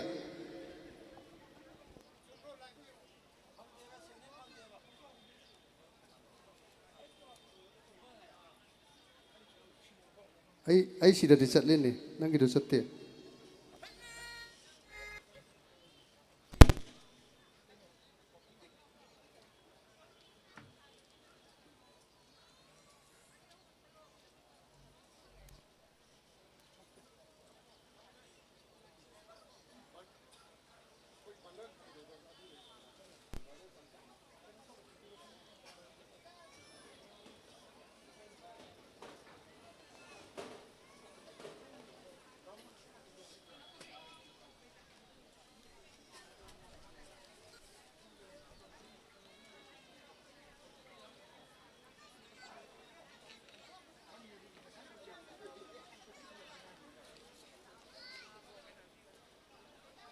याब्रो याब्रो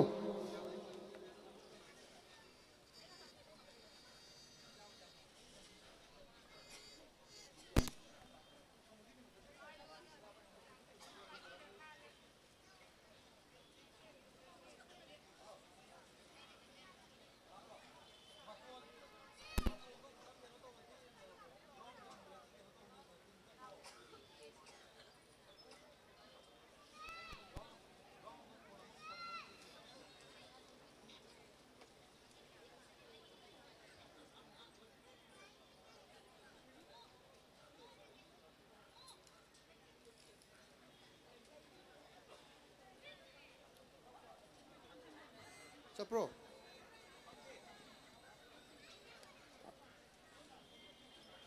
फंदे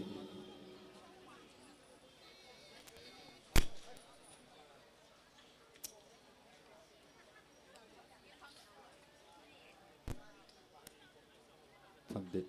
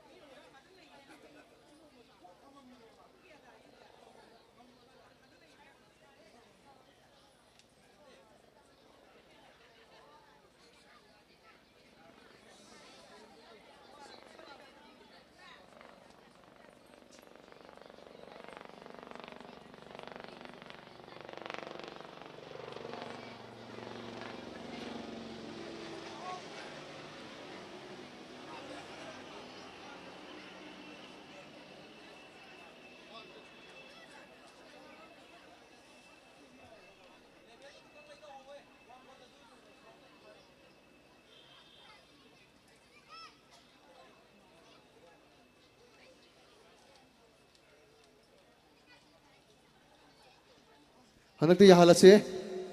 sound से सोम यही मालिको ताब नुआतेब मथंग सोम ओंथोसे याद्रबो मो नका फिर full below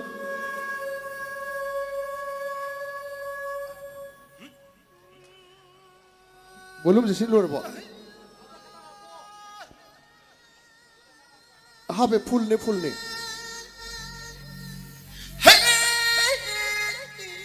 इसे stage song ओइबनिना लाफिरबा VIP सिंगसु लेबिरिबा इचिनाव सिंगसु पुलमक मिनि मंगा तक लेखत पिदबा इकोंग खुरुमजरी मैं अमोक्तन मंगा तक लेखत बता जालो जगी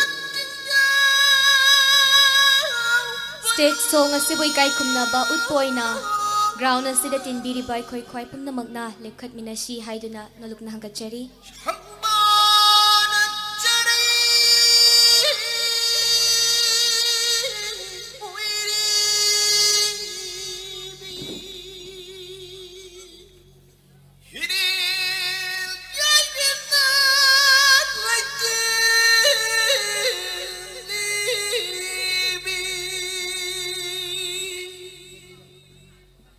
शन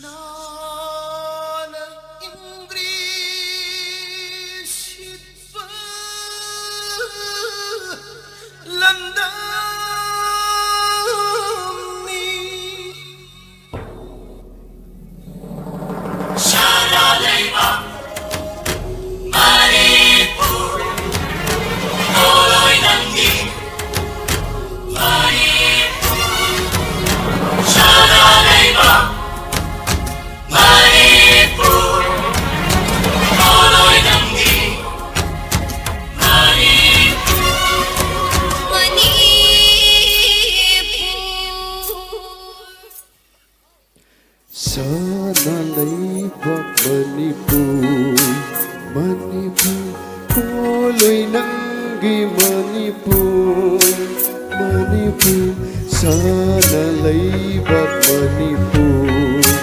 Manipur koloy nanggi Manipur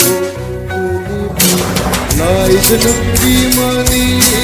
naraki laira lai janamgi mani naraki laira pitna mama saudini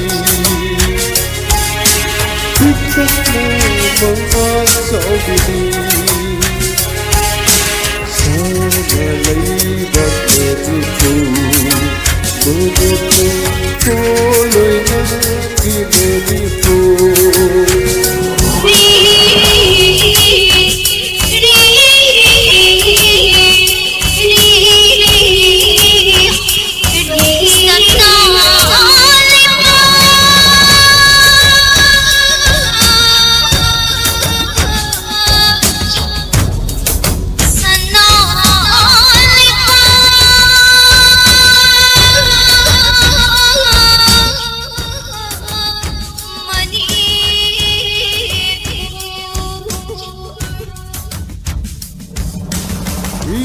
Inumbungdagi haurakpi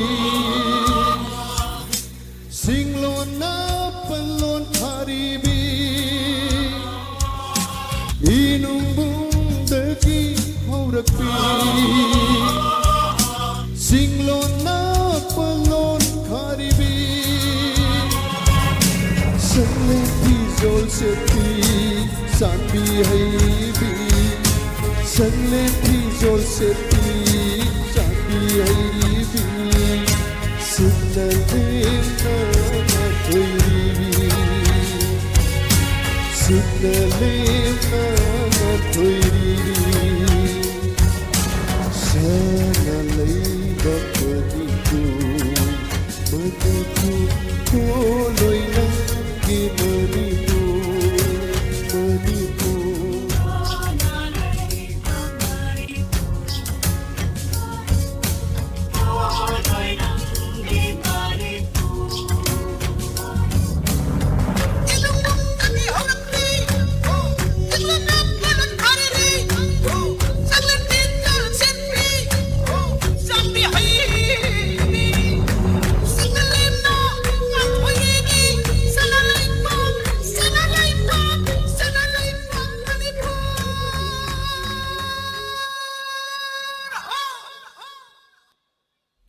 Kaina yakuk maungi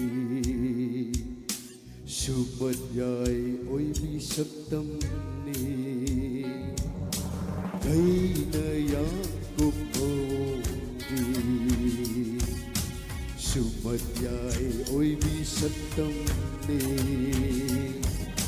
Kurugi ahan ba kung dapam oy ribi Kurugi ahan ba kung dapam oy ribi Nasanayok nagkon haibi Koirong mo mormino laitimbi Sana na itakdaw balang Lupa na ponggol timbalang Sana na itakdaw balang Lupa na ponggol timbalang Sama na tiyana pizang oibi Sama na tiyana pizang oibi Manigu mangal na ibini Manigu mangal na ibini Sana leibak Manipur Manipur koloy nanggi Manipur Manipur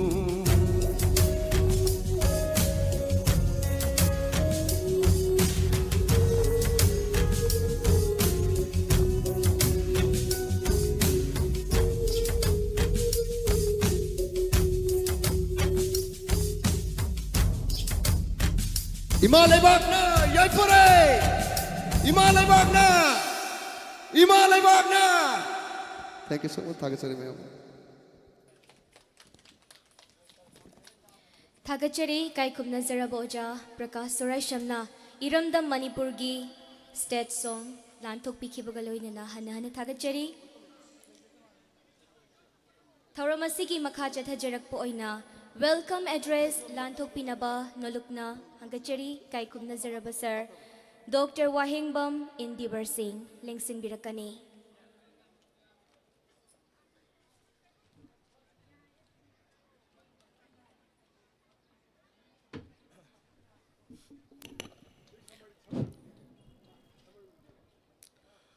Han Maktada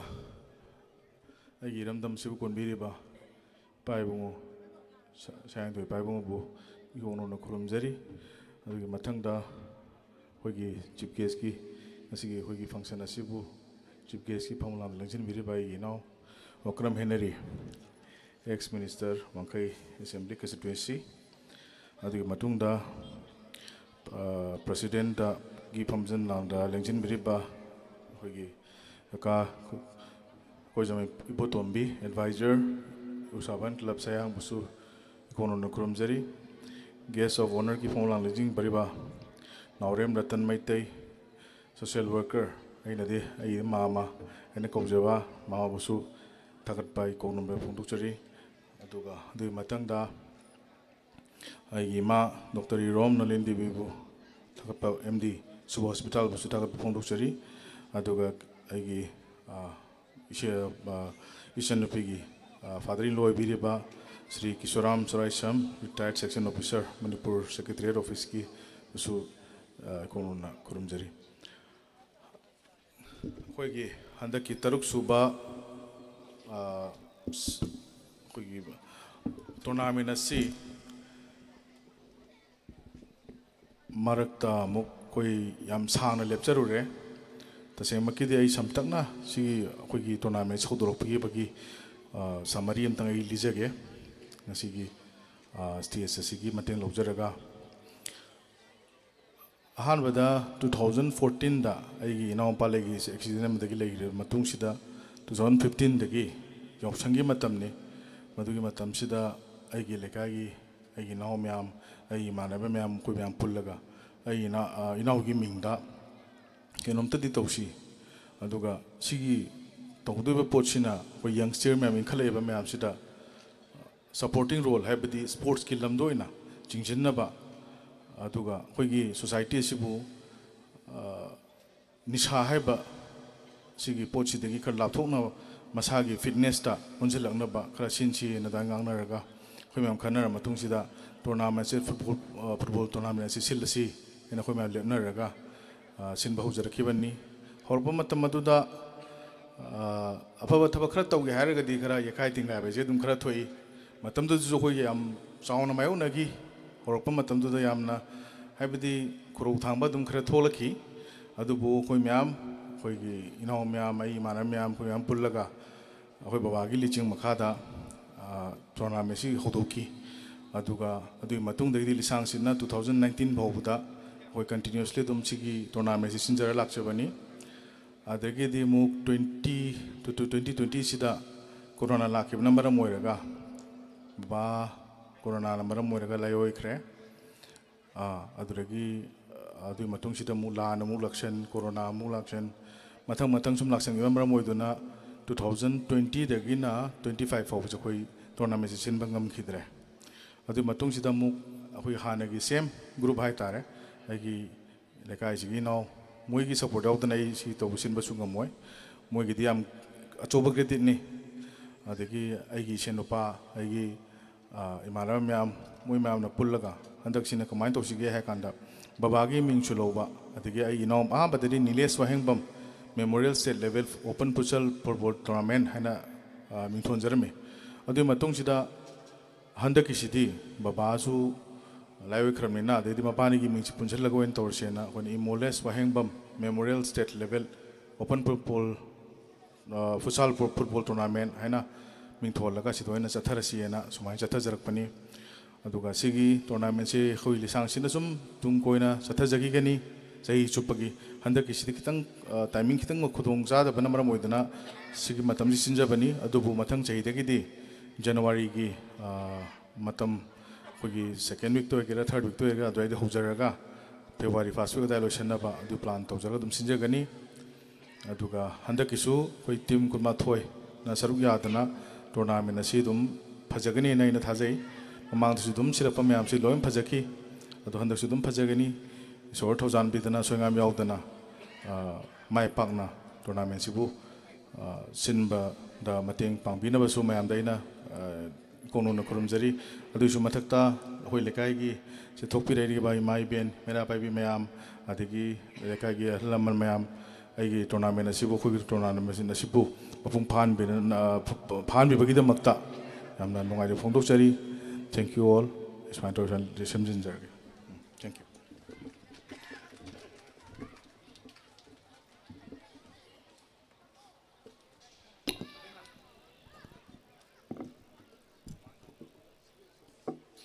Thagachari kai kumnazaraba Dr. Wahengbam Endeavor Singh welcome address lanthok pirambagidama Thoramgi makha chathajarakpo oina Pangthok chariba thoramasigi theme song khudol tambinabagidamakta nolokna kauthok chage ikai kumnajarabi saisakpi Surma Chanu amadi kai kumnazaraba saisakpa oja Prakash Soraisham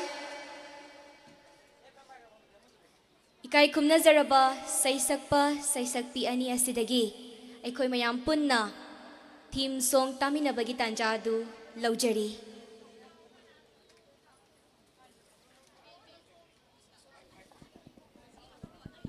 Hello koi ichan sumajo tokpere ma'am timre ma'am ahoba kuba kubi gani adugo taram nokpiu ichan gi achinba adagi ichan gi nuksirabai sani ma ya wana lakcha ichan ni yam thagachari thank you so much koi taseng bari isai isi lekitraba baba imo masung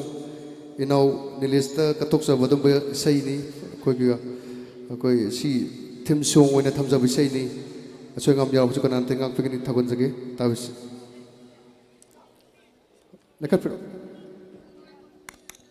Hello, check. Hello. Lengsin biriba kudimo po ikai kumna ba ucheri. Hello. Lekalo. Hello, check. How would you have it? How would you? Lekapiro. Full volume.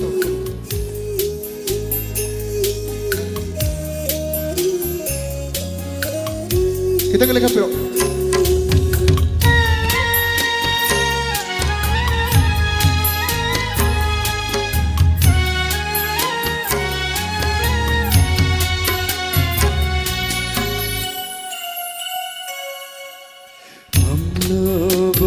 Hingi matamdo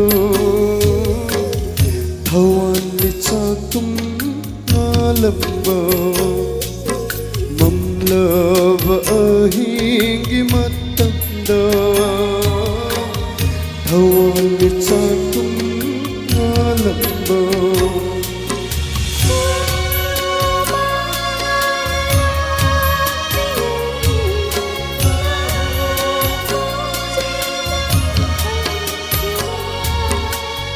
Sina lakpada Lengsing puram pangi Nang napam jaramba masana kaya Sana halli nangi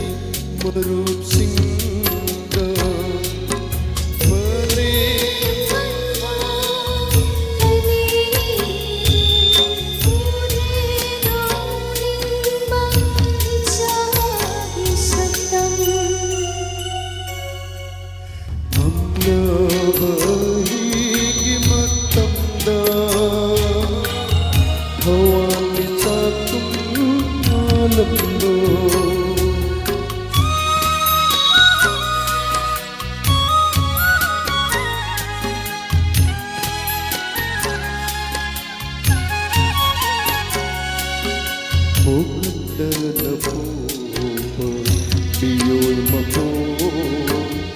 Karigi nandi kumlaktabano nangna sakhiba numitudagi nangbu uningba nangawi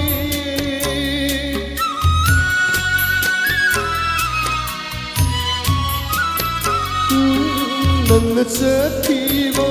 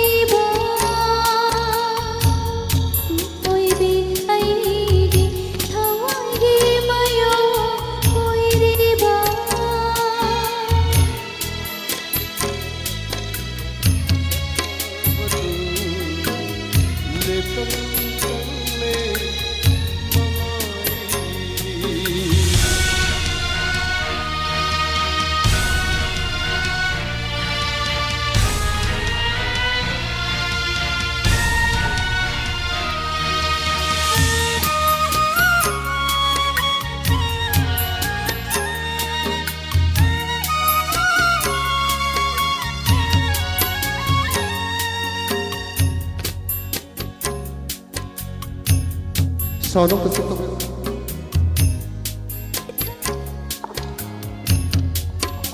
Hello, hello.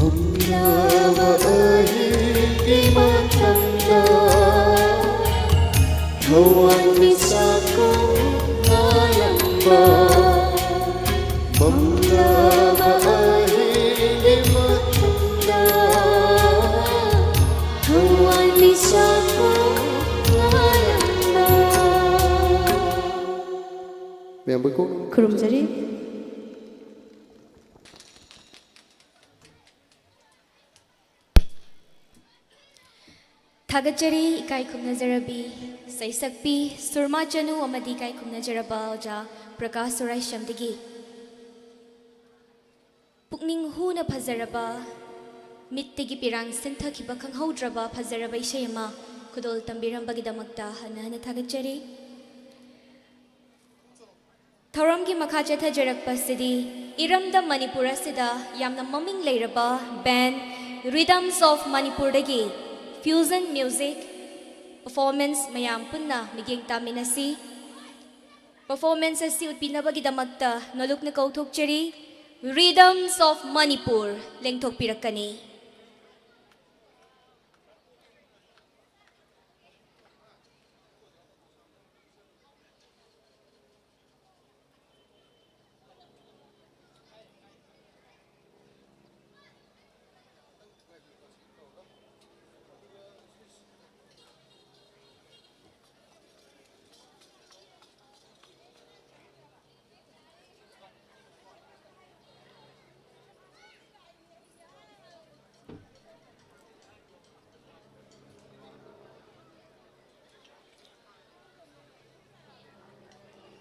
Ground asida tinbiriba khwai pumnamakna Rhythms of Manipur gidamakta ahoba khubak ama kuminagani. Lengthok piraksi Rhythms of Manipur.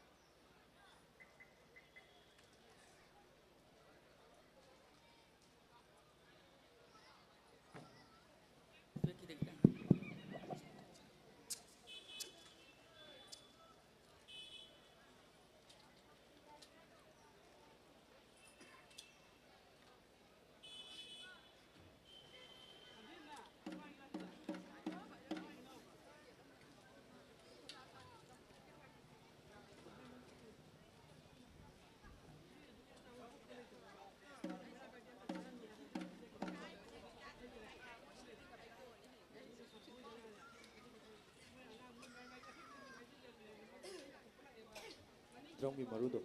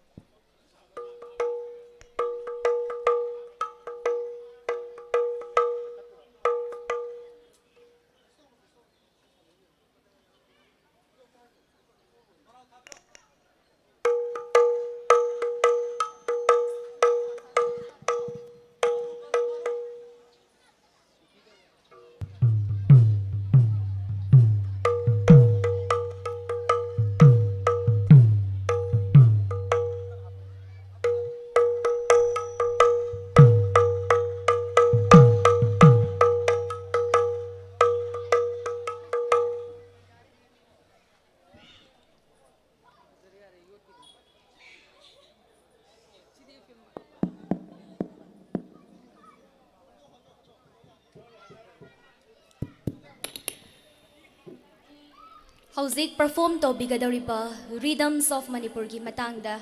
tentakpa wafam kharadang mayam gi mafamda lanthokchari.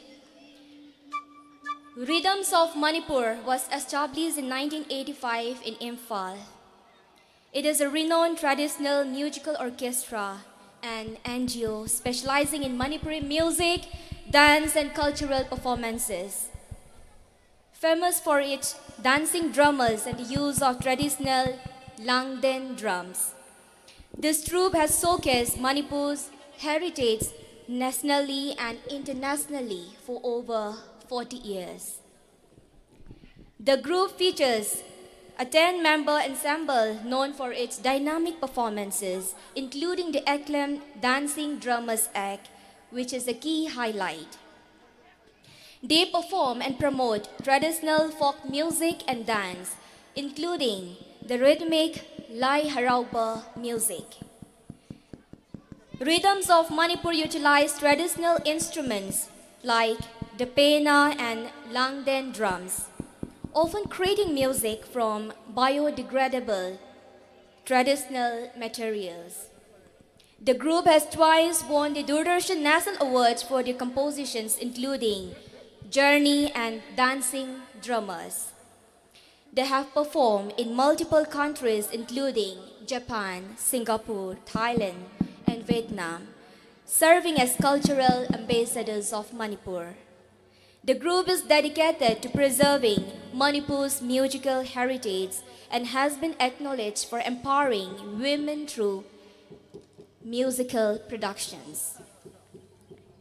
Rhythms of Manipur has established a firm reputation, acting as a one-stop destination for traditional Manipuri art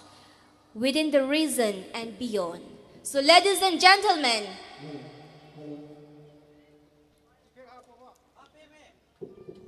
let's give a big round of applause for Rhythms of Manipur.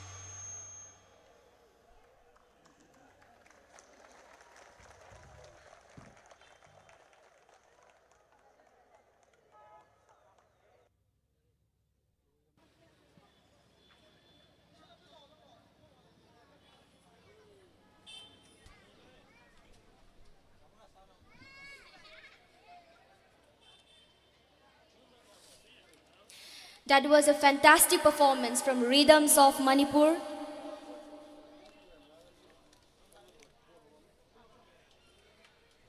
Yamna unique oiba Iramda Manipurgi artist singna pangthokchariba performance kharana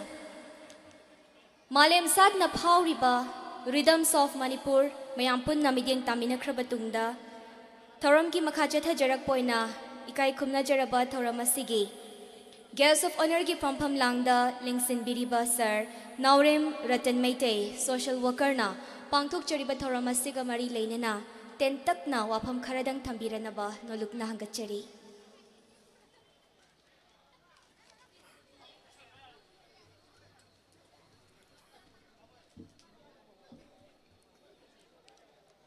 aina ahanma maktada pham lang da phambiriba ai iyamba sing amadi ai nau sing ai ise sing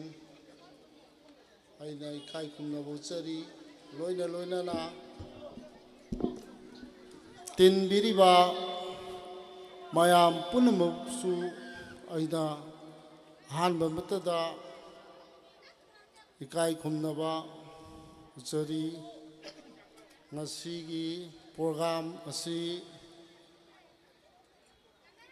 ayaki wakhalonda yamna harawi amadi laigidraba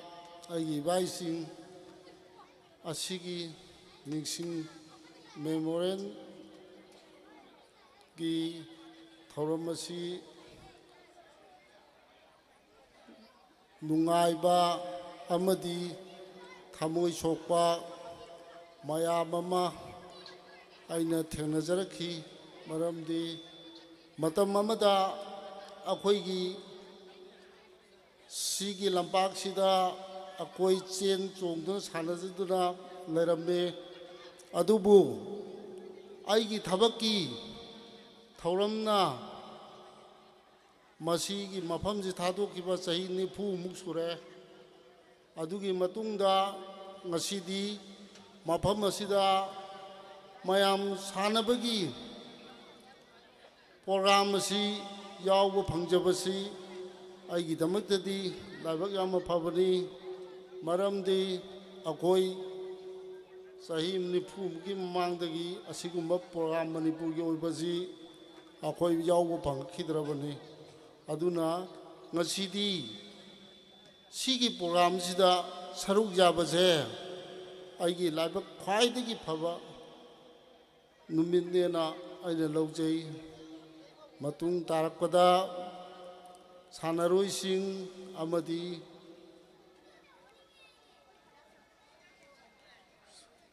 hakchang tingjang kaijang dana hakchang ru phana amadi mayambu pangan kana manipur iraibaksi amuktang tijang kaijang dana fajana tungdu leitana leiba oisunu haiba wafamsi thamjaraga ai soi matang na sung tinjanjari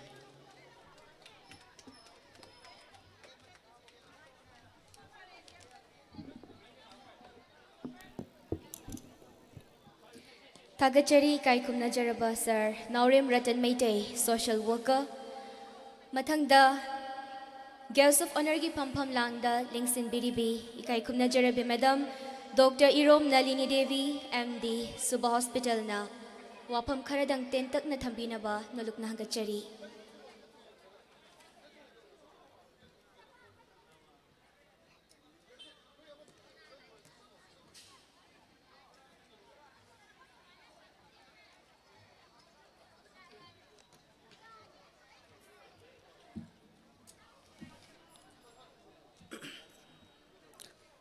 hanbamuktada landam asibu konbiriba miyam ipa ibungo ima ibem punak pukhrumjari timbira mayam punamakpusu aina ikononu khurumjari aigi chanupa laigidaba kuire chahi 13 sujangrhe ma laigidabase accident da laigidabani ba se aduga aigi ipurobesu 2020 gi corona gi matamda ꯌꯥꯎꯈꯤꯗꯅ ꯂꯩꯈꯤꯗ꯭ꯔꯦ ꯑꯗꯨꯃꯥꯏꯅ ꯇꯧꯗꯅ ꯇꯧꯈꯤꯕꯅꯤ ꯑꯗꯨꯅ ꯃꯣꯏꯅ ꯄꯥꯝꯖꯔꯕ ꯃꯇꯨꯡ ꯏꯟꯅ ꯅꯍꯥꯔꯣꯟ ꯍꯧꯔꯛꯂꯤꯕ ꯅꯍꯥꯔꯣꯟꯁꯤꯡꯁꯦ ꯈꯤꯇꯪ ꯇꯤꯟꯖꯪ ꯀꯥꯏꯖꯪꯗꯅ ꯄꯥꯅꯅꯕ ꯍꯥꯏꯗꯨꯅ ꯐꯨꯠꯕꯣꯜ ꯑꯁꯦ ꯃꯁꯥꯅ ꯌꯥꯝ ꯄꯥꯝꯖꯔꯝꯃꯤ ꯃꯣꯏ ꯑꯅꯤꯃꯛꯅ ꯑꯗꯨꯅ ꯐꯨꯠꯕꯣꯜ ꯑꯁꯦ ꯁꯨꯃꯥꯏꯅ ꯇꯧꯗꯅ ꯑꯩꯈꯣꯏꯅ ꯇꯧꯖꯕꯅꯤ ꯃꯃꯥꯡꯒꯤ ꯆꯍꯤ ꯀꯌꯥ ꯑꯃ ꯇꯧꯖꯔꯝꯃꯤ ꯏꯆꯥꯅꯨꯄꯥ ꯂꯩꯈꯤꯗꯕꯗꯒꯤ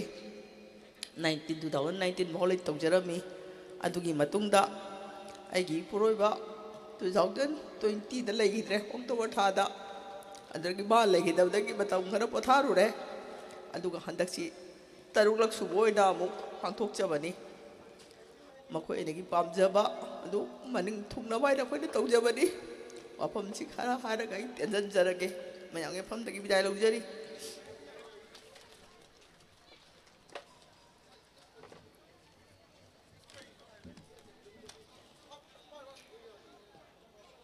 ꯏꯃꯥꯅ ꯃꯃꯜ ꯌꯥꯝꯂꯕ ꯋꯥꯐꯝ ꯀꯌꯥ ꯊꯝꯕꯤꯔꯝꯕꯒꯤꯗꯃꯛꯇ ꯊꯥꯒꯠꯆꯔꯤ ꯃꯈꯥ ꯇꯥꯖꯔꯛꯄꯗ ꯏꯀꯥꯏ ꯈꯨꯝꯅꯖꯔꯕ sir Kesoram Soraisam retired section officer Manipur secretariat office ꯊꯧꯔꯝ ꯑꯁꯤꯒꯤꯅ ꯒꯦꯁ ꯑꯣꯐ ꯑꯣꯅꯔꯅ ꯋꯥꯐꯝ ꯈꯔ ꯇꯦꯟꯇꯛꯅ ꯊꯝꯕꯤꯅꯕ ꯁꯔꯒꯤ ꯃꯐꯝꯗ ꯅꯣꯂꯨꯛꯅ ꯍꯪꯒꯠꯆꯔꯤ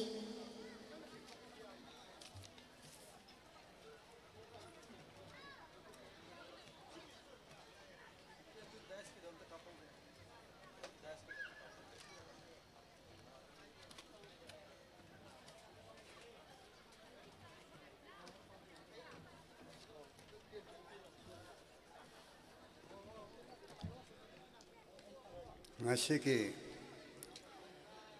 yamna mapung phana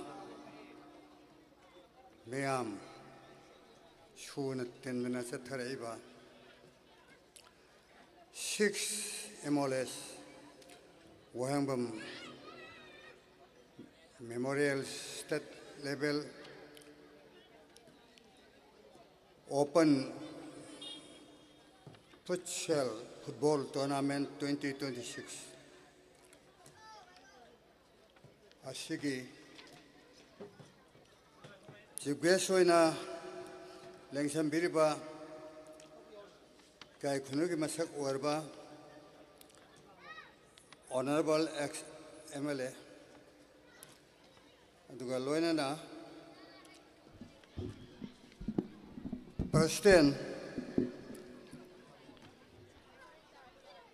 Akoijam Ibotombi Advisor Usababon Club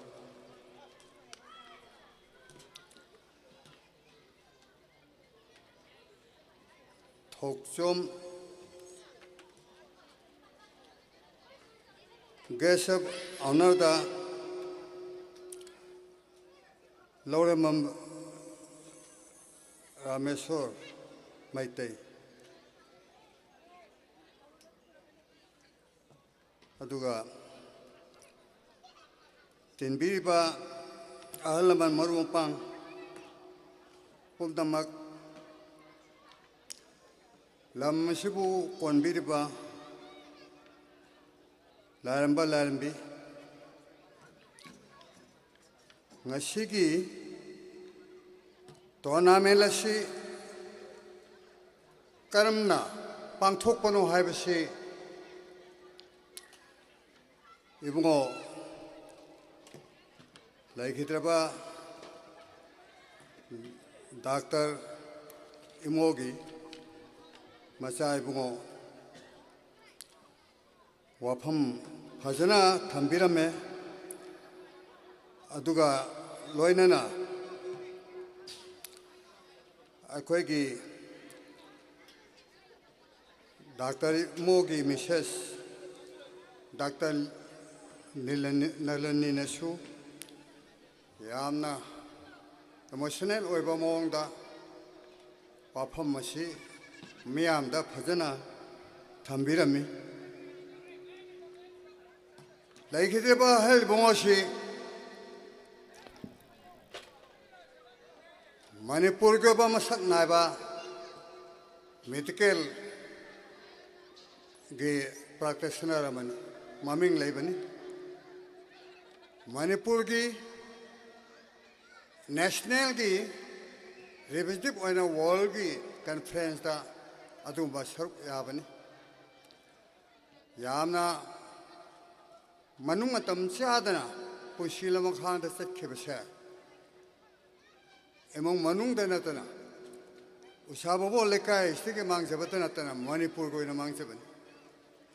adubo acha ibungo aton bagi laihita bagi nongai ta bagi karino habo wafam phongdok paga loinana naharol nupam chan pimsa singsta yamna phajabal discipline noiba unity ona lakhatabani discipline leis aduga health ka mari lenaba khullama lekai ma laiba ma chakhokke haidi yamna hakchang phabasangi aduga unity obasangi nuksina basangi ado sports se masi lokhal mesi mamin yamurabani sahi khara lep khabasu lep tawdaba yade lepa yade hadna mu pakhalak base masi football to committee asasu thagachari osabobon club ki official singsu thagachari sahi sahi gi leptana pangthokpo oisinu haidana khorumjari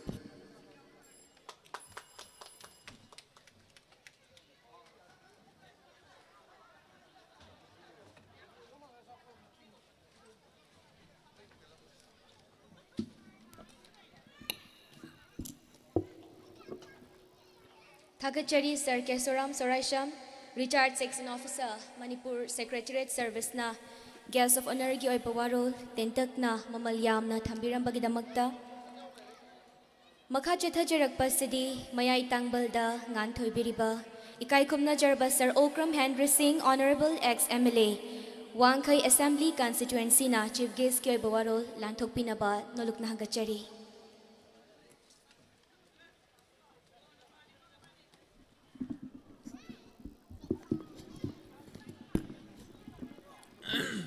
ꯑꯍꯥꯟꯕꯗ ꯉꯁꯤ 6ꯂꯛ ꯁꯨꯕ Imoles Wahengbam memorial state level open futsal football tournament 2026ꯅ ꯁꯤꯟꯕ football tournament 2026ꯒ ꯃꯔꯤ ꯂꯩꯅꯅ ꯗꯥꯏꯁꯇ ꯂꯦꯡꯁꯤꯟꯕꯤꯔꯤꯕ ꯏꯃꯥ ꯄꯥꯕꯨꯡ ꯑꯃꯗꯤ ꯂꯦꯡꯁꯤꯟꯕꯤꯔꯤꯕ ꯄꯨꯝꯅꯃꯛꯄꯨ ꯊꯥꯒꯠꯆꯔꯤ ꯂꯣꯏꯅꯅ ꯉꯁꯥꯏꯗꯒꯤ ꯁꯤꯟꯁꯤꯡ ꯆꯣꯡꯗꯅ ꯉꯁꯥꯏꯗꯒꯤ ꯑꯣꯔꯒꯅꯥꯏꯖꯤꯡ ꯀꯃꯤꯇꯤꯁꯤꯡꯁꯤꯅ ꯀꯗꯥꯏꯗꯒꯤ ꯀꯔꯤ ꯁꯣꯏꯈꯤꯗꯒꯦ ꯍꯥꯏꯗꯅ ꯁꯦꯟꯅꯕꯤꯔꯤꯕ ꯏꯆꯤꯟ ꯏꯅꯥꯎ ꯃꯌꯥꯝꯁꯤꯡꯁꯤꯕꯨꯁꯨ ꯏꯀꯣꯛ ꯅꯣꯟꯕꯒ ꯂꯣꯏꯅꯅ ꯊꯥꯒꯠꯆꯔꯤ ꯂꯣꯏꯅꯅ ꯃꯁꯤꯒꯤꯗ ꯉꯁꯤꯒꯤ ꯑꯣꯄꯅꯤꯡ ꯇꯣꯔꯅꯥꯃꯦꯟꯁꯤꯒ ꯃꯔꯤ ꯂꯩꯅꯅ ꯃꯈꯜ ꯃꯈꯥ ꯀꯌꯥꯒꯤ ꯄ꯭ꯂꯦꯌꯔ ꯇꯣꯉꯥꯟ ꯇꯣꯉꯥꯟꯕ ꯃꯐꯝꯗꯒꯤ ꯂꯥꯛꯄꯤꯔꯤꯕ ꯄꯨꯝꯅꯃꯛꯄꯨꯁꯨ ꯊꯥꯒꯠꯆꯔꯤ ꯑꯗꯨꯒ ꯂꯩꯀꯥꯏꯁꯤꯒꯤ ꯑꯍꯜ ꯂꯃꯟ ꯏꯃꯥ ꯏꯕꯦꯜ ꯈ꯭ꯋꯥꯏꯈꯤꯕꯒꯤ ꯃꯐꯝꯗꯁꯨ ꯏꯀꯣꯛ ꯅꯣꯟꯕꯒ ꯂꯣꯏꯅꯅ ꯊꯥꯒꯠꯆꯔꯤ ꯌꯥꯝ ꯁꯦꯡꯅ ꯍꯥꯏꯔꯒ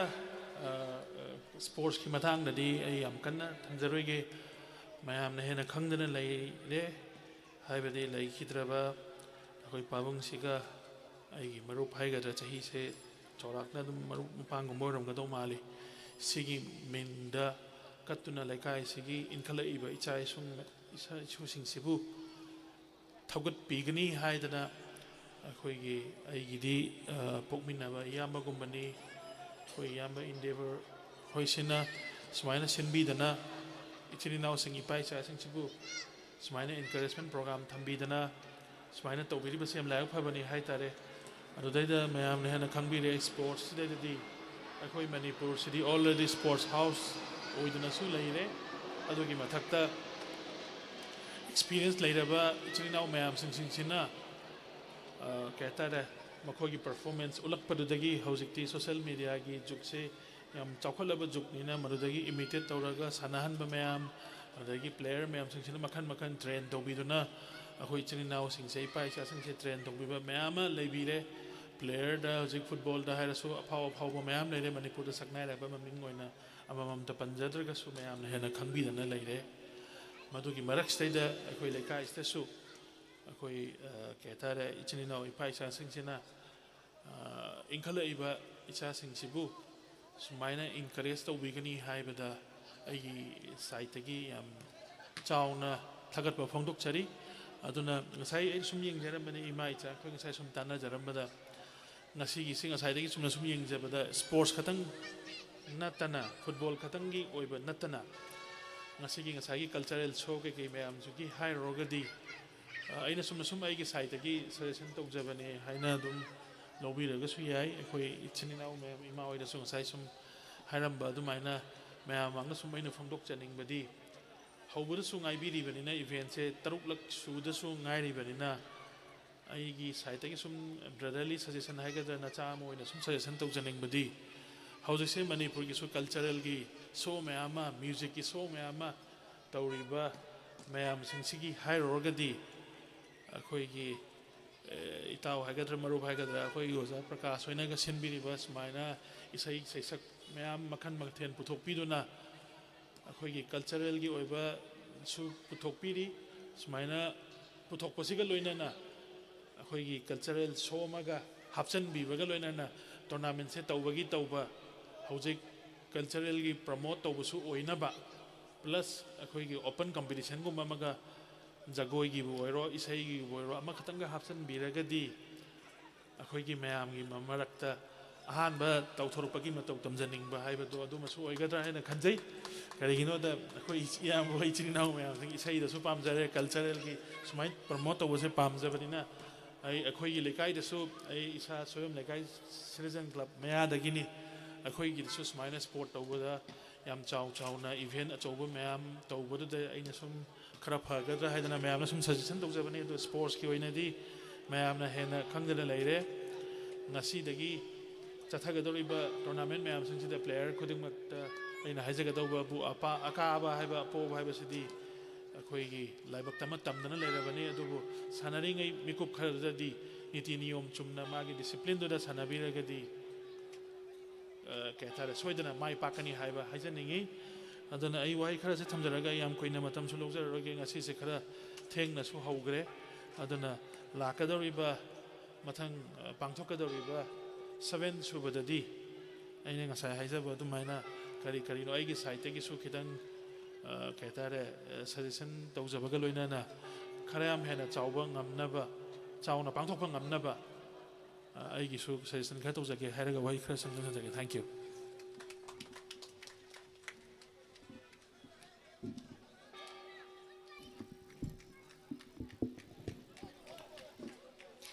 Kaikumnajaraba Sir Okram Hendra Singh, Honorable ex-MLA, Wangkai Assembly Constituency Buhanhana Thagachari, Makha Chathajarakpa Sidi, Ngasigi Thoramasigi, Thoramapugi Famfam Langda, Ngantoi Biri by Kaikumnajaraba Sir, Akoi Zam Ibotombi Advisor, UBC Sayangna, Presidential Speech Lantok Pinaba, Nuluk Nahagachari.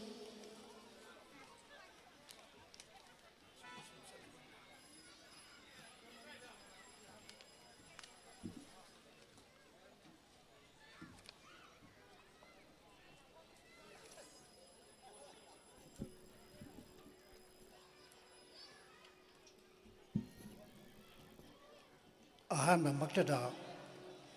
ꯂꯝꯗꯝ ꯑꯁꯤ ꯀꯣꯝꯕꯤꯔꯤꯕ ꯁꯌꯥ ꯅꯤꯡꯊꯧꯕꯨ ꯊꯃꯣꯏꯗ ꯀꯣꯟꯁꯤꯟꯖꯔꯦ ꯍꯥꯏꯔꯒ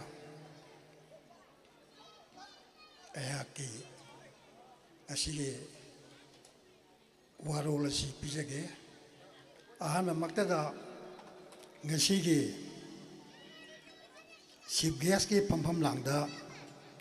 ꯂꯦꯡꯁꯤꯟꯕꯤꯔꯤꯕ ꯂꯣꯏꯅꯅ guest of ꯑꯣꯅꯔꯒꯤ ꯐꯝꯐꯝ ꯂꯥꯡꯗ ꯂꯦꯡꯁꯤꯟꯕꯤꯔꯤꯕ ꯄꯨꯝꯅꯃꯛꯄꯨ ꯑꯍꯥꯟꯕꯗ ꯑꯩ ꯏꯀꯥꯏ ꯈꯨꯝꯅꯕ ꯎꯠꯆꯔꯤ ꯀꯣꯛꯅꯖꯔꯤ ꯃꯊꯪꯗ ꯉꯁꯤ ꯑꯁꯤꯒꯨꯝꯕ ꯊꯧꯔꯝ ꯑꯁꯤꯗ ꯂꯩꯀꯥꯏꯁꯤꯒꯤ ꯃꯌꯥꯝ ꯄꯨꯝꯅꯃꯛ ꯑꯍꯜ ꯑꯉꯥꯡ ꯅꯍꯥ ꯄꯨꯝꯅꯃꯛ ꯊꯣꯔꯛꯇꯨꯅ ꯊꯧꯔꯝ ꯑꯁꯤꯕꯨ ꯃꯄꯨꯡ ꯐꯥꯍꯟꯕꯤꯕꯒꯤꯗꯃꯛꯇ ꯑꯩꯍꯥꯛꯅ ꯏꯀꯥꯏ ꯈꯨꯝꯅꯕ ꯂꯣꯏꯅꯅ ꯅꯣꯛꯂꯨꯛꯆꯔꯤ ꯇꯁꯦꯡꯅꯃꯛ ꯃꯁꯤꯒꯤ ꯇꯣꯔꯅꯥꯃꯦꯟꯠ ꯐꯨꯠꯕꯣꯜ ꯑꯁꯤ ꯍꯦꯛ ꯍꯧꯕꯗꯒꯤ 5ꯂꯛ ꯁꯨꯐꯥꯎꯕꯁꯤ ꯑꯩꯈꯣꯏ ꯇꯠꯇꯅ ꯑꯗꯨꯃꯛ उजरकपनी यामना निथीजना फजना तौखिबा ngaktani टूर्नामेंट असी तौबा फुटबॉल असी तौबसिगी कानबदी मयाम पुनः पुनः खंबीरबनी पुनिंग वाखल अमसुंग हक्चांग फननबनी लोइनना यामना मरुओइबा अमना सानबा हाइबसिददी मी पुनः मके खेनबा लेति मागी मागी हाइजबा खंजेबदु मतिंग थोकना फुदोक लेरगा मधु द सानबनी अदुना अखोइना उषा भवन क्लब की कांबूग लोइनना अखोइगे टूर्नामेंट असिबु सेंबिरिबा तौबिरिबा इबुंगो लेगिरबा ये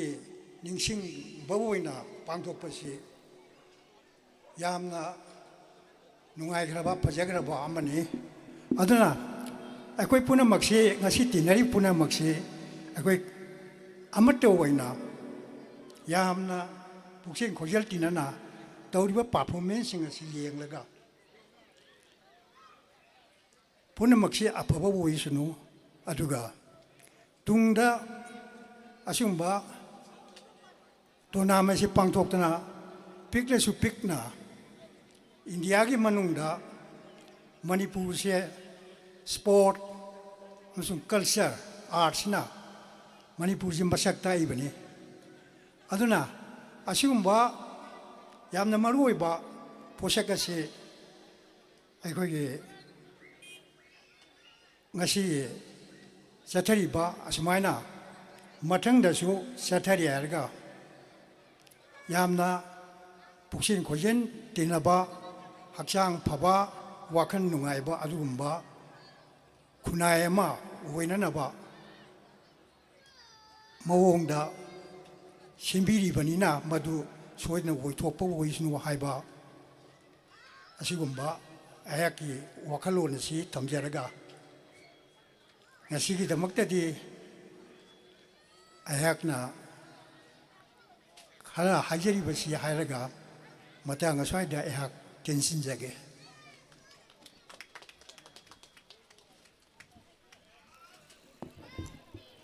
Thagachari Sir Akoijam Ibotombi Advisor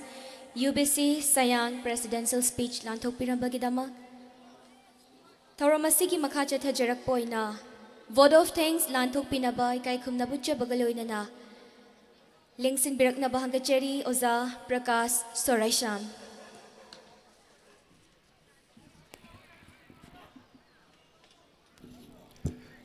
Ama maktada timbiriba lakpiriba ahlama laiguru chinau mayam boi kongno khurumjari matam sangna logjaroge matam sele selektrabanina akogi lakpiriba mingona panjarabada ikai khumlor matik chara chief guest on laibiriba Sir Okram Henry Honorable ex-minister bu ngasigi function nasibu yawbiba amchung achinba kya kaitopidon lakpidamdana lakpibadamakta committee gi maikaitagi sinjal langjariba maikaitagi harok time phundok chari aduga ming amamum panjadragasu president guest of honor phamul langda election biriba punamukpu committee amchung organizing committee gi maikaitagi thagarpa phundok chari aduga lamdam sigi nungsirabe chinau sing chai godingi pangthokpada sumba tournament sibu mapung phan view इचनाव ma'am याउद्रगति कोई tournament मपुंग फाबंगा मोई HYBE वही से थमजरगा मतंग से लोचनजरगा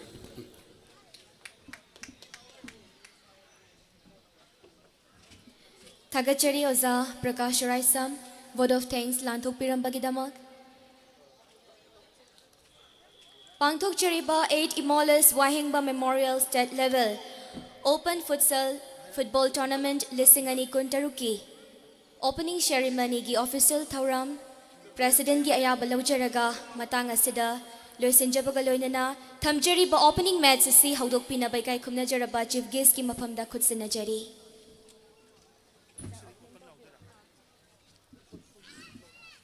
ngasigi mikup sidagi taruk suba football tournament open ojare Sarbu Thagachari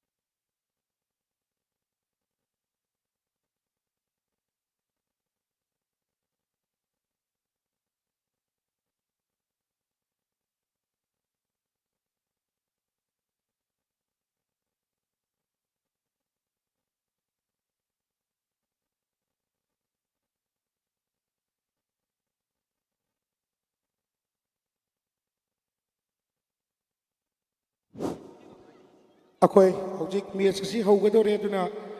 अखोई gate लेबिरिब सिकदु यारगदी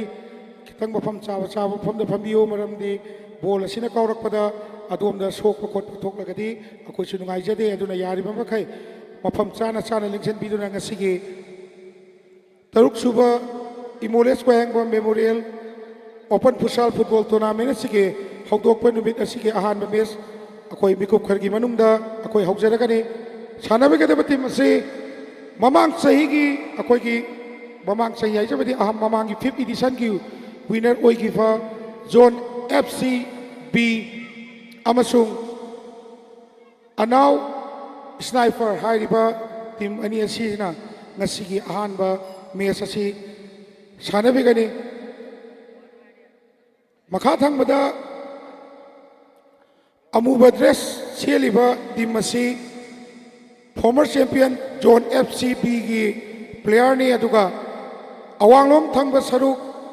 Asangba अमसुंग हंगापान लांगिबा team असिना अनाउ Sniper हाइरिबा टीम असिनी अदुना मिकुप खरगी मनुंगदा अकोई ngasiगी टूर्नामेंट असिगी अहानबा मैच हौजिक मयामगी मफमदा सुखसोय सोयदना उबो फंबिरगनी अदुना अखोई बॉल बॉयसिंग यारगदी नखोई नखोई मफमदा मफम चाना लेबिरो अदुगा स्कोर बोर्ड पाइबिगदबा अखोई इनाउसिंग अखोई यारगदी नखोई नखोई नफमदा लेदना ngasiगी असिगुलो पांथोकचरिबा तरुक सुबा Imoles वायंगबा memorial state level open futsal tournament 2026 असिगी अहानबा मैच मयाम मियेंग तामिनरसी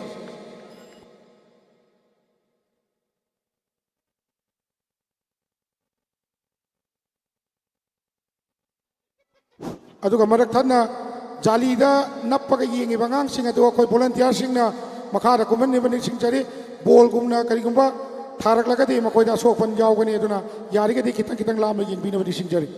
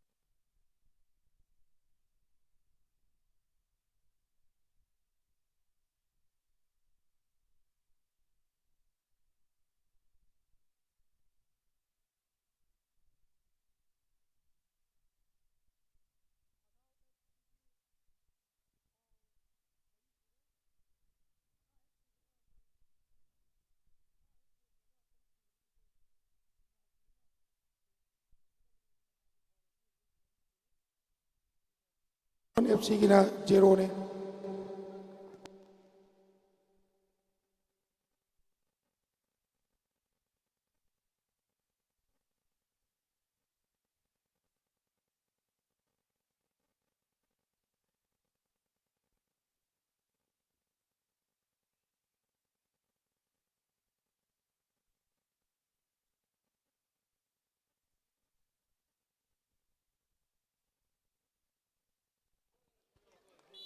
अनाव FC स्नाइपर की जर्सी नंबर 10 ना गोल अमा चनगिदना हौजिक लेरिबा स्कोर की फिबम हौजिक लाव फावो लोइथि जोन FC की जर्सी नंबर 20 ना गोल अमा चनदुना हौजिक गोल असी 1-1 दा हौजिक लेखरे सॉरी खरगी मनुंगदा हंदोक्तुना हौजिक लेरिबि स्कोर की फिबम जोन FC B1 अनाव FC Sniper 1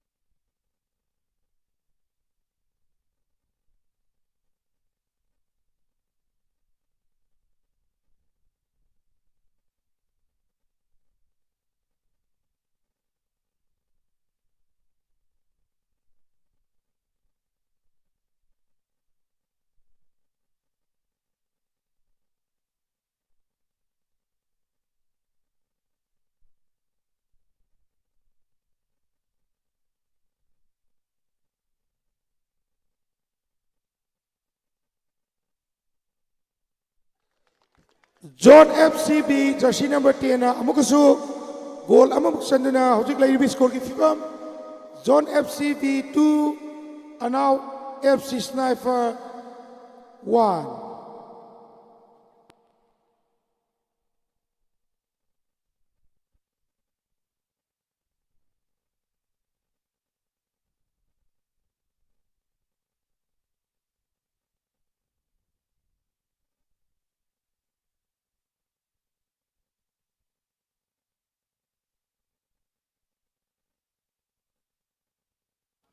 hello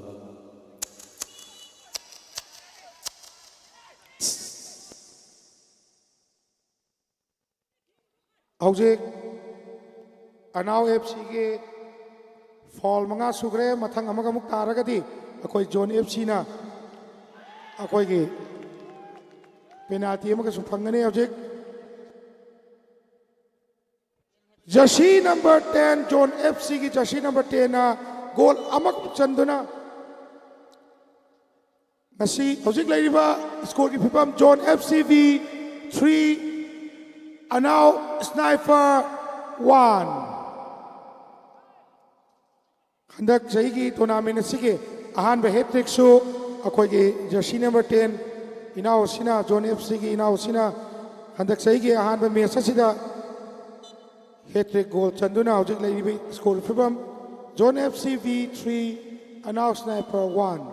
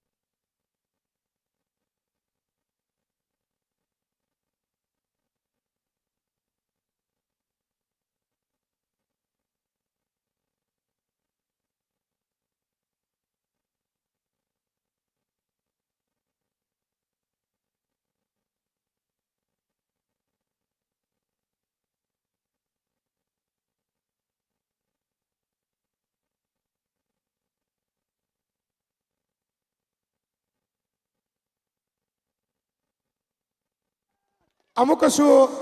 zone FCB के जर्सी नंबर 10 ना गोल अमग बुक संदुना हौजिक लाइरिबि स्कोर की फिबम Zone FCB 4 announce for 1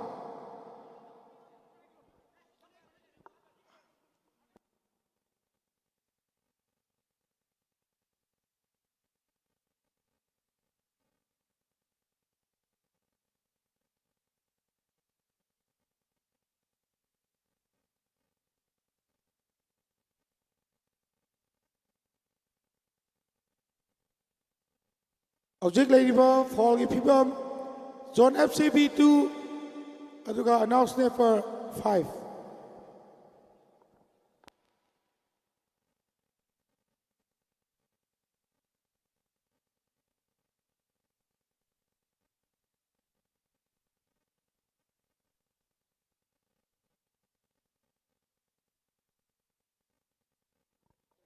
announce for the jersey number 7 goal among Sanduna Hojik Lady score की फिफम John FCB 4 announce for 2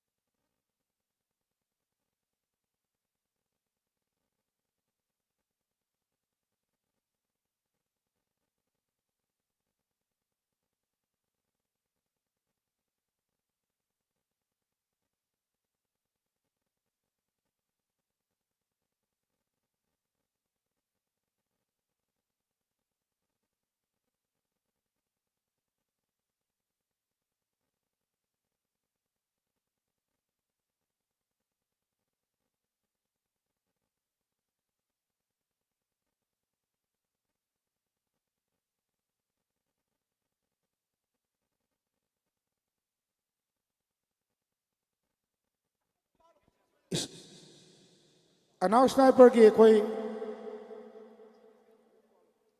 fall अमग तादुना हौजिक zone FCB ना penalty अमा हौजिक फंगदुना काउगदरसी second penalty ने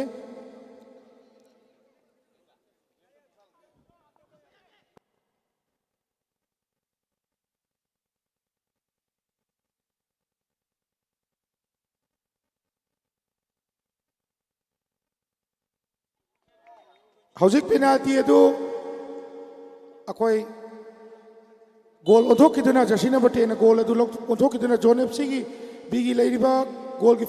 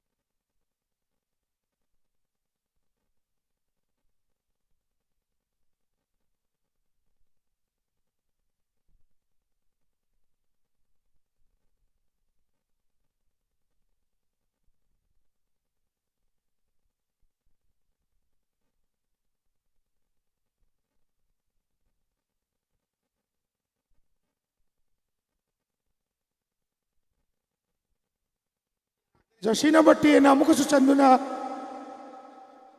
zone FCB की लेनिबा score की फिबम 6 अनाउ स्नाइपर 2 हौजेक हाफ टाइम दाखरे हंदक पांथोकलिबा तरुक छुबा Imoles Waingbam state 11 open futsal football tournament असिगे ngasi हौदोकपा नुमित की मैच असिदा सानेबिरिबा जोन FCB अमसुंग अनाउ स्नाइपर टीम मनी ऐसी हाफ फाउब द लेरिबी स्कोर की फिवम जोन FCB 6 अनाउ स्नाइपर 2 टीम मनी ना याम फजना सानेबिने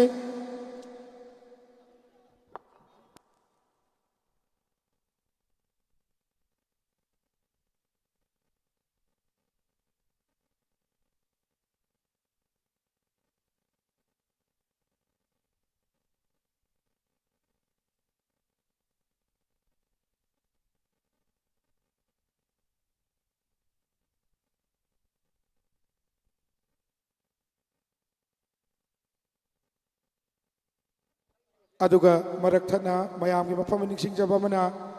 हयेंग मास की तांग कुंतरुक टूर्नामेंट चथरीब टूर्नामेंट असिगे निनी शनम नुमित सानबेगी दबा मैच असी अनीनी अहम मैच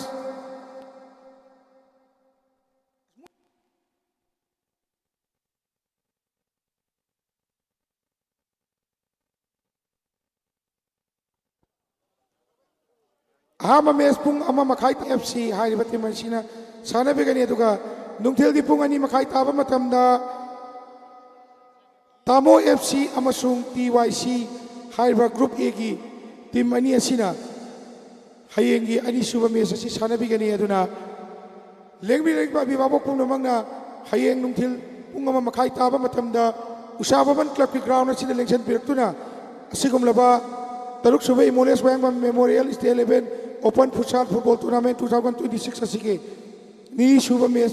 नुमित की मैच सिंग असि मियंग ताबियोदना ऑर्गेनाइजिंग कमिटी की माइकई की नोमनी सिंग जरे अदुगा अखोय हौजिक ब्रेक लेरिबसिदा अखोय की सैसकपा अखोय की जेम्स ना मयाम की मफमदा अखोय no to drugs yes to life हाइबा थीमदा अखोय इसैमा परफॉर्मेंस पीबीगनी मसिबुसु मयाम पुनमंगना मियंग ताबिनबदि सिंगजरी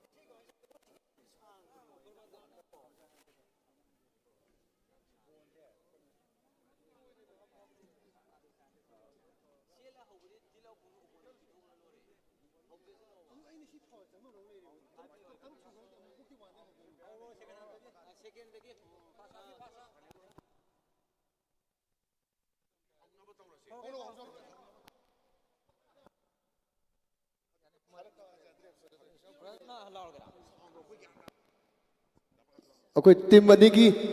ꯄ꯭ꯂꯦꯌꯔ ꯔꯦꯗꯤ ꯂꯩꯕꯤꯔꯣ ꯁꯦꯀꯦꯟ ꯍꯥꯐ ꯁꯥꯟꯅꯅꯕꯒꯤꯗꯃꯛꯇ ꯑꯩꯈꯣꯏ ꯉꯁꯤꯒꯤ ꯁꯥꯎꯟꯁꯦ ꯈꯤꯇꯪ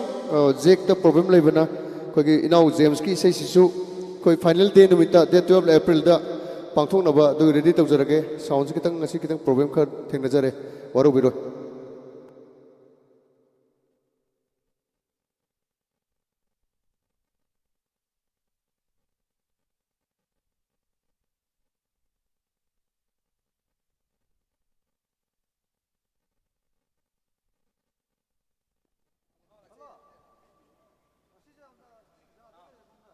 이세기 폰지 안 돼.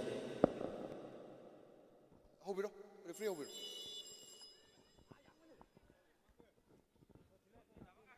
okay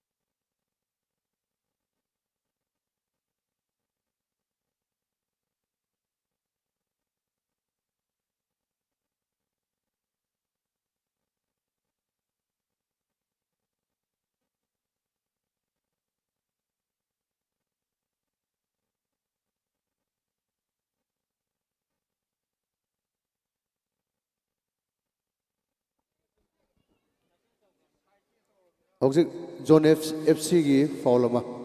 ꯑꯥꯐꯇꯔ ꯁꯦꯀꯦꯟ half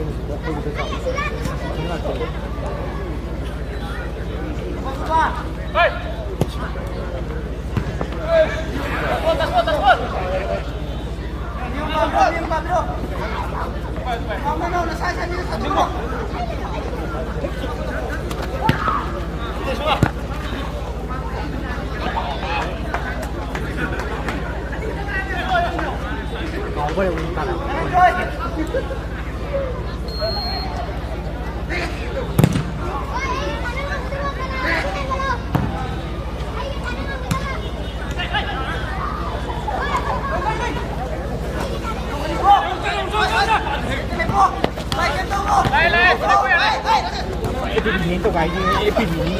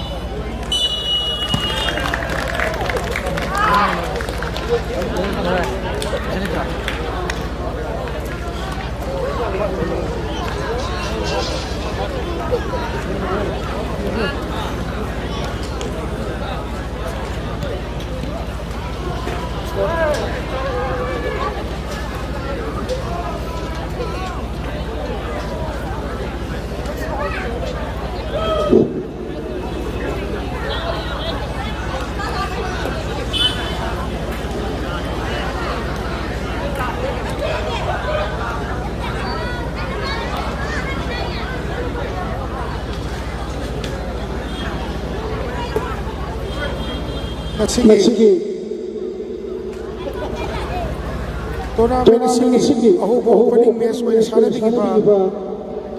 John FC amasung Cloud Sniper team mani asina ngasi sanabigiba sida John FCB na anaw sniper pu goal trying thoi manga da maithi ba pikre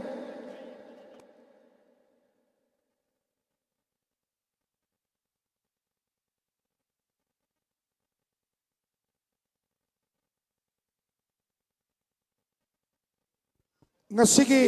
sanabigi ba John FCB gi Y Moniz jersey number 10 na goal nipan chanbigi aduga M Arvin jersey number 7 na goal ani chanbigi aduga S Topper jersey number 6 na goal ani amaga chanduna punna goal try thoi chanki aduga anaw sniper gina S Ronald Singh jersey number 10 na goal ama L Kheljit Maitai jersey number 11 na goal ama PI Sahil jersey number 22 na goal ama KI Rajesh Jersey number 17 ना गोल अमा अमसुंग WTS Kumar Jersey number 7 ना गोल अमा चंदुना गोल मंगा चंबीखरे अदुना ngasiगी Ahaan match असि zone FCB ना अनाउ sniper बु गोल 23 मंगादा थोइदुरिबा match अखोई अमुक्ता लौजगे हयेंगे अहान मैच ग्रुप G दा नुंथिल की पुंग अमा मखाई ताबा मतमदा D स्क्वायर अमसुंग वांखेम FC हाइरिबा टीम अनि सिना सानबिगनी दुगा हयेंगे अनि सुबा मैच नुंथिल की पुंग अनि मखाई ताबा मतमदा ग्रुप A की कोइना तामो FC अमसुंग TYC हाइरिबा टीम अनि सिना नुंथिल की पुंग अनि मखाई ताबा मतमदा सानबिगनी नुना सिकुमलबा पांथोक चरिबा तरुक सुबा Imoles वायंगबा memorial state level open futsal football tournament 2026 असिगे हयेंग निनी सुबा नुमित असिसु मयामना उषा भवन क्लब की ग्राउंड असिदा नुंथिल पुंग अमा मखाई ताबा मतमदा लेंथोक पिरक्तुना नुंगाइरबा हयेंग थमजरबा मैच अनि असिबो मियेंग ताबियु हाइदुना मयामगी मफमदा नोलुबनि सिंगजरी ngasiगे वनेदी अहानबा नुमित की सानेगिबा मैच अमा मतंग असिदा मयामदगी काइननबा याथंगनी जरी हयेंग नुंथिल पुंग अमा मखाई ताबा मतमदा उषा भवन क्लब की ग्राउंड असिदा मयाम पुना मुख थेंगनदुना हयेंगी नुंगाइरबा मैच अनि असिबसु मियेंग ताबियोदना मयामगी मफम नोरबनि सिंगजरी